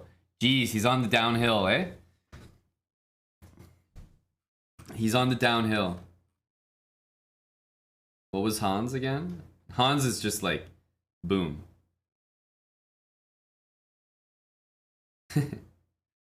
Yeah, I mean, this is... It's not like one thing is proof or anything, but this is like insanely remarkable. Because here's the thing. That what this entire discussion comes down to is that either Hans is cheating or he's like easily the most remarkable talent in the entire world, right? By a lot of statistical margins and analyses. So that's crazy, to be honest. It's crazy that one of those things is true. Could both be true? No, I don't think both could be true.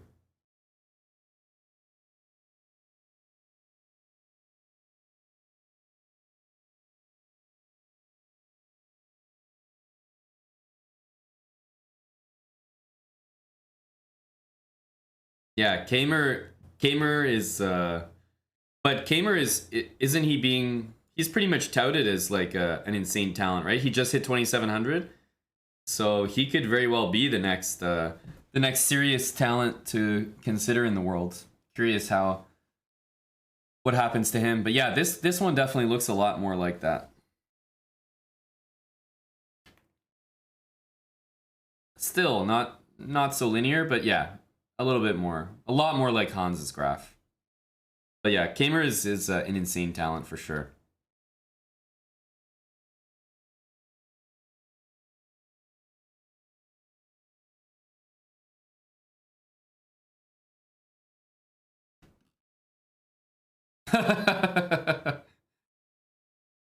Strength by age. Strength by age. Igor's Rousis. Strength by month. Strength by month. My guy just started fucking peaking.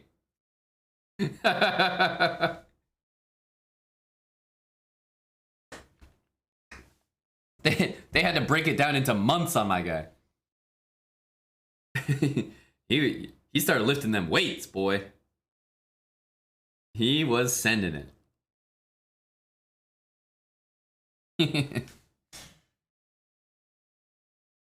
Oh, okay. What's going on here?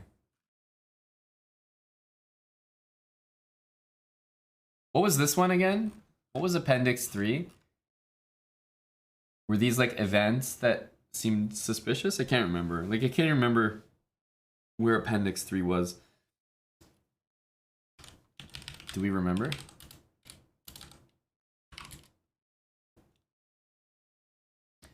We are highlighting some of the strongest events we believe could merit further investigation based on the data and a manual review. They're highlighted in yellow. Mm-hmm.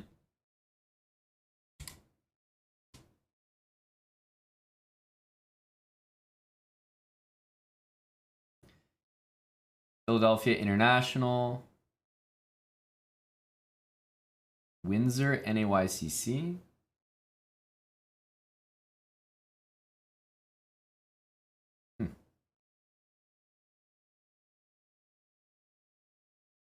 Win rate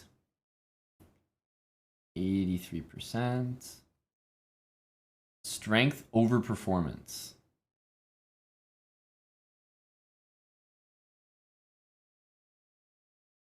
I don't know. This is too statty for me. This is too much. I need all that.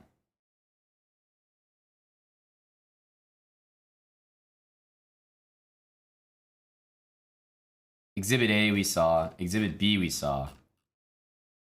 Exhibit C? Okay, what's going on here?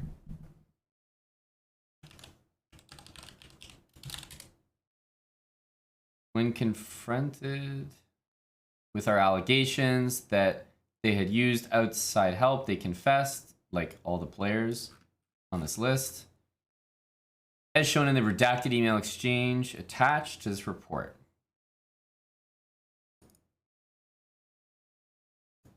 Okay. The unknown GMs.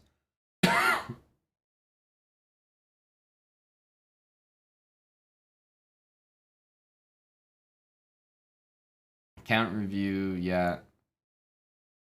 Shocking to do this, such a strong player. Will go down as the highest rated ever, I think.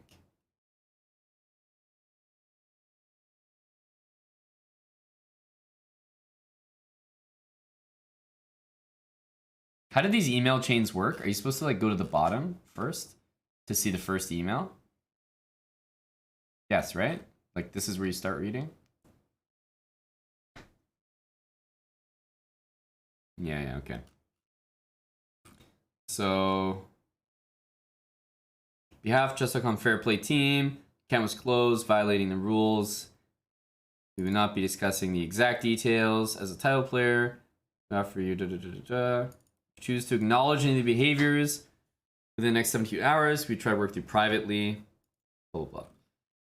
Hello, I don't understand for what is all about. All right, well, they're not from Canada. They're not from USA. They're not from England. Let's start there. Let's start there.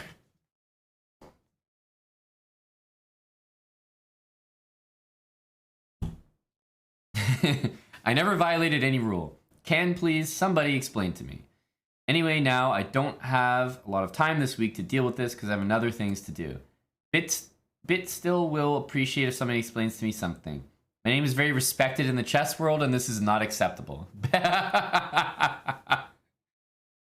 you imagine being told that you cheated and be like, well, actually, I don't have time to deal with this, and I have other things to do. My name is respected. This is a wild response.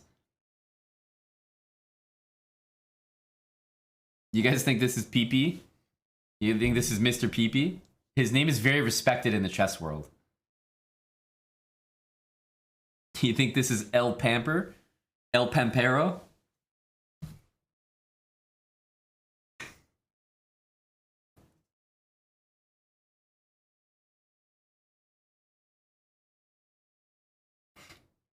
So then they say, hi, can you confirm you played in this event? Can you tell me what you're planning to do? Actually, I'll confirm it when you tell me. It's like, I'm going to tell you something, but you have to promise not to get mad.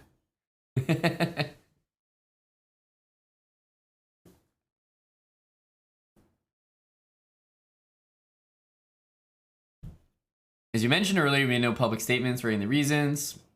However, we need you to confirm whether or not you played in this event. Yes, I played in the event. So it's not someone else playing on his account. It's him, ready to proceed. Shocking. Highest rated ever, I think. Proceed, unfortunately. Okay. So it seems like maybe they got PP.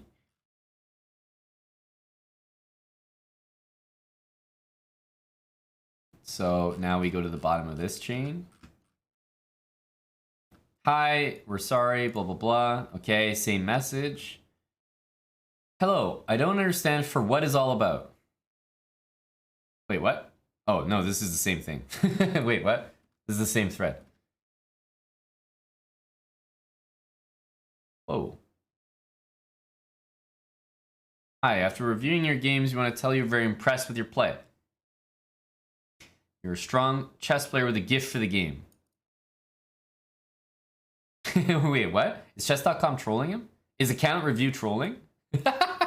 This is hilarious. We were so impressed by your play. So you have such a gift. Oh my god, like you never miss. Oh my god, you're so good. In fact, you never ever miss.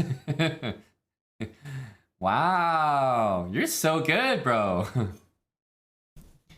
Oh, you good. Oh, you good.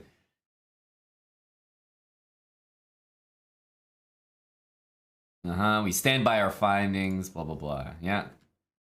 Hello, I already wrote you in the previous emails that I will fully cooperate.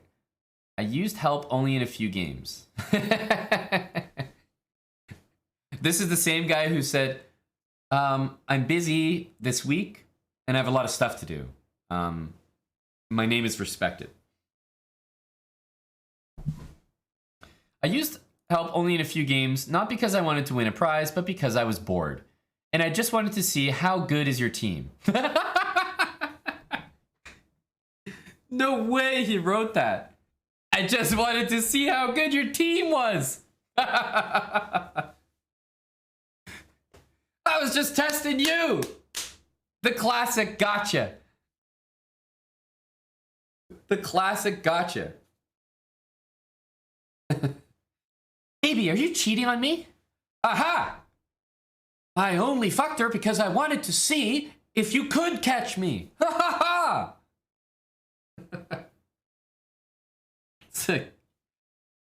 What a ludicrous thing to write.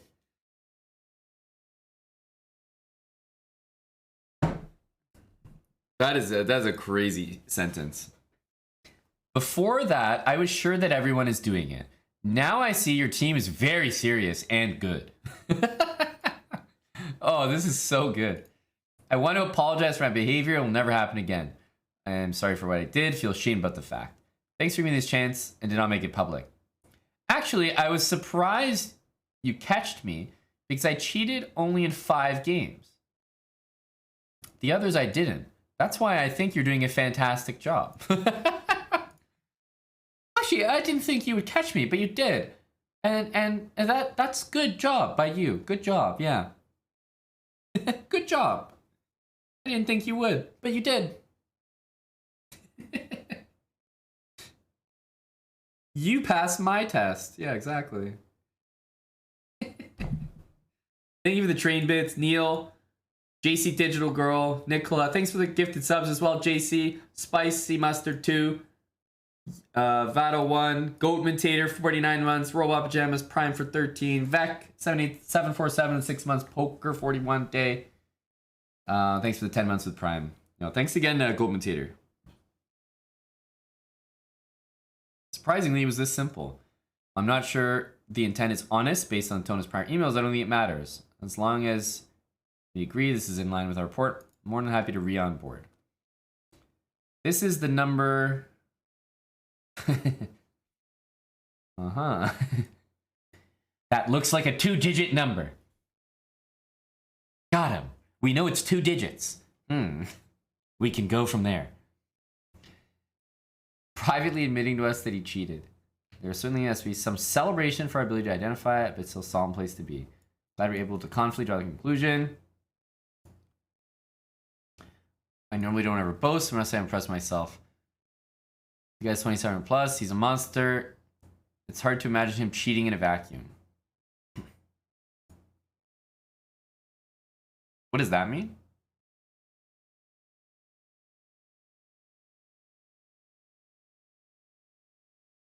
Successfully identify key moments where cheating took place.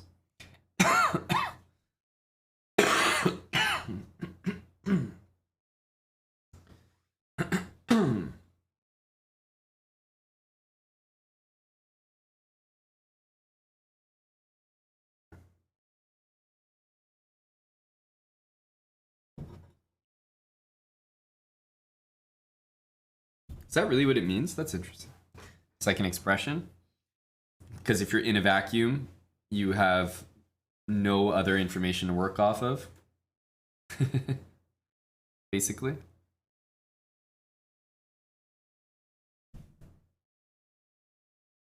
Interesting.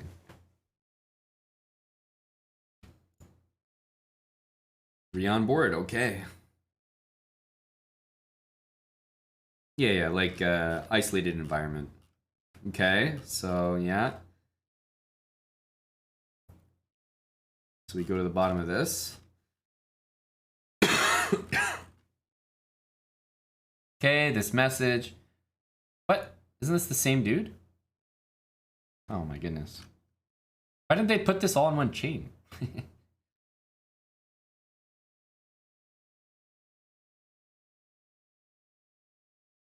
Okay.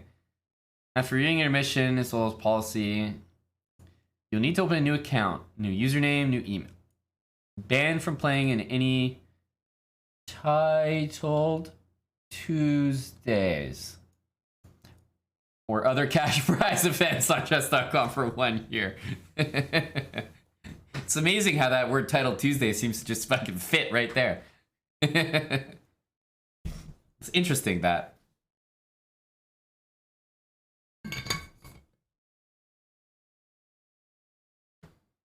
You'll be banned from playing for a year. You will promise one more time never to use engines. Well, actually, tell us you won't do it again, bro. Well, actually, promise us, bro.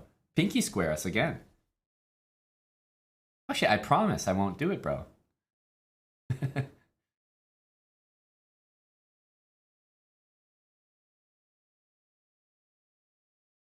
Hello, thanks for the second chance. Of course, I promise never again to break the rules. If there's no way to keep my other account, then soon I will open a new one. That's it? Well,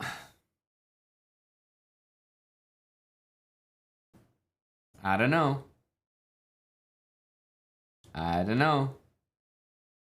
That was interesting, but not crazy interesting. Definitely some, it was definitely worth reading. There's definitely some cool stuff in there. Are there dates on the email? I believe so.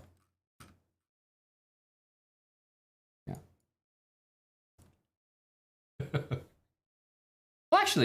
Well, actually, what tournament did you play? Oh, I wonder. Actually, we contacted you on Tuesday at 2:59 p.m. Actually, what tournament did you play? Actually, let's redact it from the file. We can't have anyone knowing it, bro.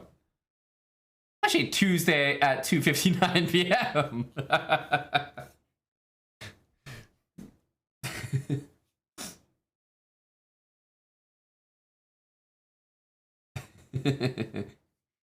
Oh, that's some good stuff. That's some good stuff.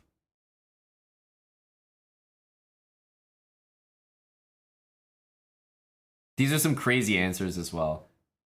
Anyway, I don't have a lot of time. I can't deal with this. My name is respected. This is not acceptable. Yes, I played in the event. Yes, I did it. Yes, I did it. That's right, you little fucking pussy. Fucking you be the submissive. He started out being the alpha, he became the beta. I don't have a lot of time to deal with this. I appreciate it if someone lets me know what's happening. My name's respected. This is not acceptable. I did play the tournament, and I did. Yeah, that was me. You know, he really did a 180 there.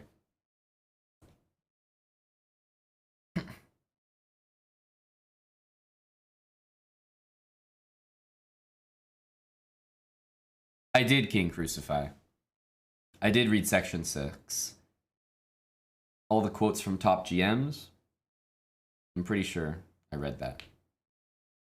I think that was the section with all the quotes from top GMs and Levy, right? That was at the top.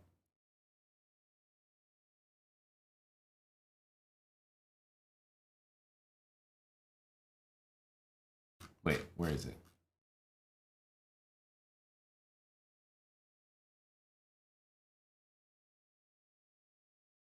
Yeah, this, right?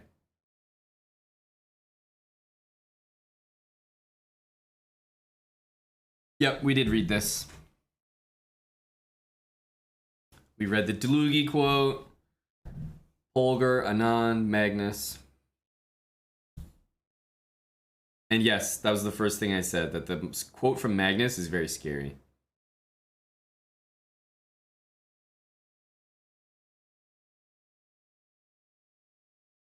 Top GMs and Levy is shade? I think it's more shade to call Levy a top GM, no? Isn't it more shade to include him with the likes of Magnus? And I'm just saying, it's like he had his own quote, that's all. Actually, Levy is a top GM, and to say that he's not is shade.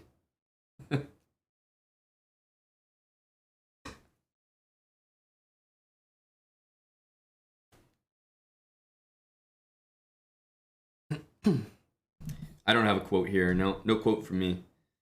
I wasn't asked for comment. Magnus's quote is frightening, yeah. Yeah, all I need is to ask, you know, is there a possibility of winning? Or do I need to be careful? And that's all I need to be invincible. That's a pretty alpha quote.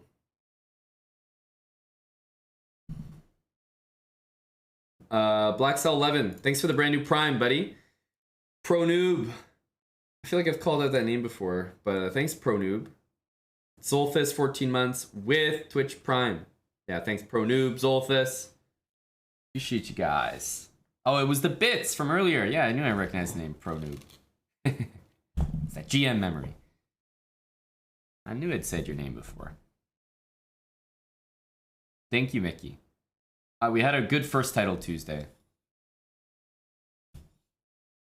Not a great second one. What's this? Oh yeah, that's the thing as well. The US Chess Championship had their opening ceremony. What's this? They just announce him or something?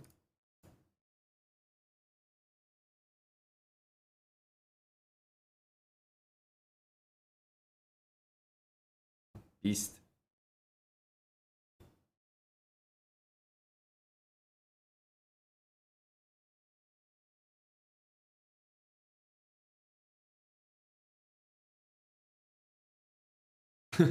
Wow, I'm really glad we watched that. What's an invitational rating? Do you think that's his US CF rating? That sounds about right. Because if it's a US championship, they're probably going to use their US CF ratings, right?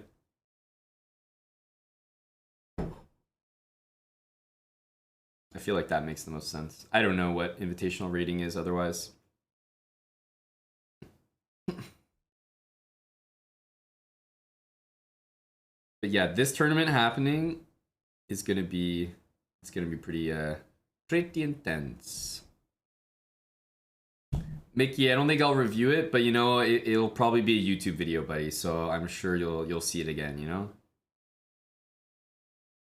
Would I resign if I had to play him over the board? I don't know if I'd resign, but I would be pretty weirded out about it. But I feel like I wouldn't really resign because unless I knew something that like other people didn't and I came across that information, or if it was something that happened to me. If I had a personal experience or something that I didn't like, then maybe, but no, probably not.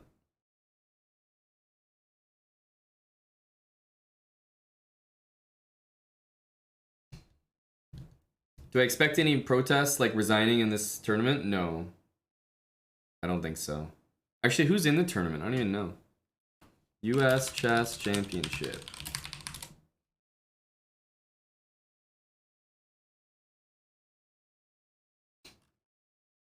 Where are the players?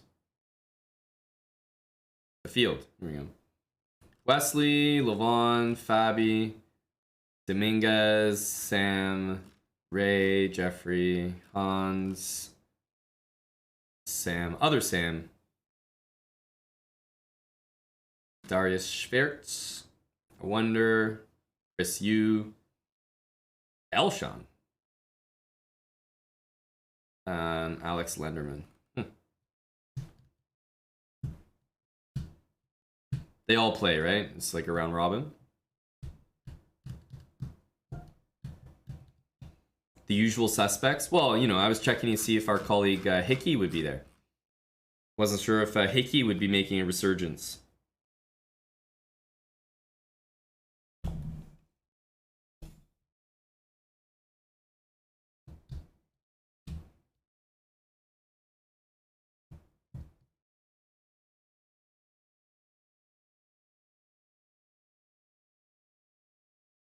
Yeah, I think he decided not to play a while back. Anyway. Didn't he say something like he was going to not play the US champs and give his spot to a junior? I recall Hikaru having something about doing something that was very righteous. And that's also why he's not playing on the Olympiad or something. He's giving his spot to a deserving junior. The all righteous Hickey.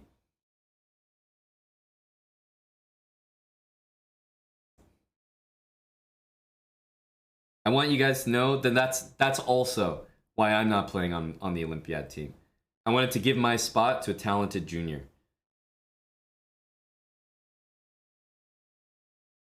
Just so you guys know.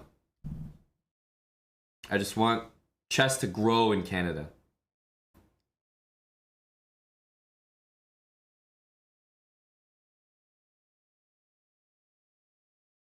And yes, that junior is an imported player in his mid-30s, balding, and around the same rating as me. That's right. I have to pave the way for his success.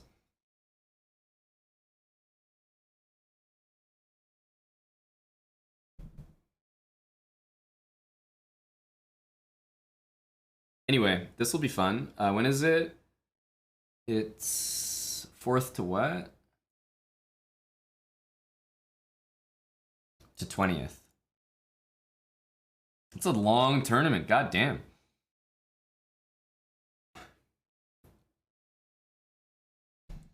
That's a long tournament. God damn.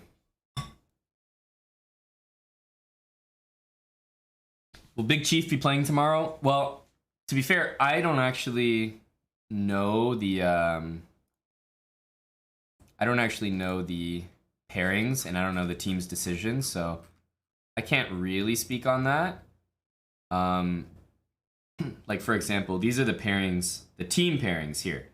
So Offerspiel is playing this Swiss team. So let me have a look at this Swiss team. It's not that one, I think. Is it a different one? Oh. It's this one. Yeah. So they're playing this team, but I don't know who they're gonna play or on their roster. Out of the 8 players, I don't know who's gonna play. So that's up to the team, the manager. They'll probably post those in the morning. So I just don't know yet. But the point is for Eric to play. Like, you don't fly in a guy from Canada and just like not have him play any of the games. Although I think Mattis was joking that would be a funny troll by Magnus. Hey, come play on my team. Flies him in and just like never plays him. Eric won his game today. It was a pretty exciting game. Aryan also won. Magnus also won. So they've had some success thus far. But I imagine Eric will be playing tomorrow. Also, speaking of Lethbridge Chess in the chat, Lethbridge Chess will be hosting our morning show. All right. I have chess.com commentary tomorrow, so I won't be around to host it. But Lethbridge Chess will be hosting, watching Eric, Aryan, Magnus, Morning Moj, exactly. Morning Moj. So be nice to Jeff. He's waking up early for you guys. All right, but Eric should be playing, Aryan should be playing, and Magnus should be playing tomorrow, as far as I can tell. Okay, those games will start, I think they start exactly at 8:15 a.m. I showed up once at like 8 and then 8:30, and I was trying to get the timing right. I think they were just delayed the first day, but in general, the games start at 8, and there's like 15-minute delay, so 8:15. 8:15 a.m. Eastern Time. Okay. 8:15 a.m. I'll be commentating chess.com, which is a couple hours after, but it means I won't be able to host the show, so.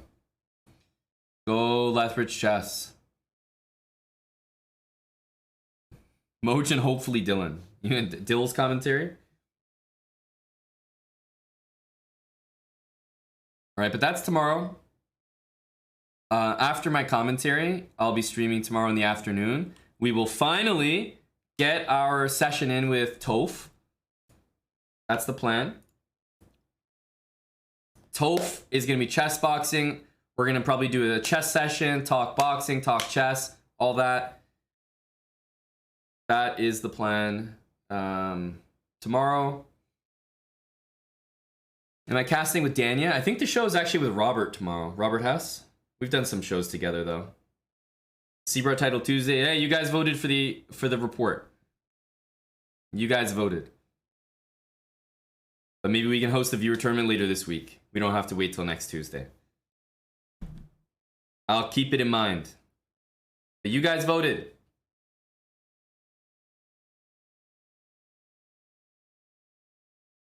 All right. However, I am out. It is 9 p.m. I'm done. We're gonna raid away. I also see Bullet Mercenary, who guy needs to stream more, but he's back streaming now. Let's raid Bullet Mercenary. Our buddy Kevin. We read the Hans report. Eric's Games will be back with the European Club Cup tomorrow. Everybody wave bye. I'll miss you and I'll see you tomorrow. Jeff will be doing the morning show, so be nice to Lethbridge Chess. He'll be covering all the games. Let's get another Eric dub. I'm gonna raid Bullet Mercenary. And I will see y'all tomorrow for chess and boxing talk in the afternoon and chess.com commentary before that. All right? Good night. Say hello to Bullet Mercenary for us. Thanks for watching, everybody.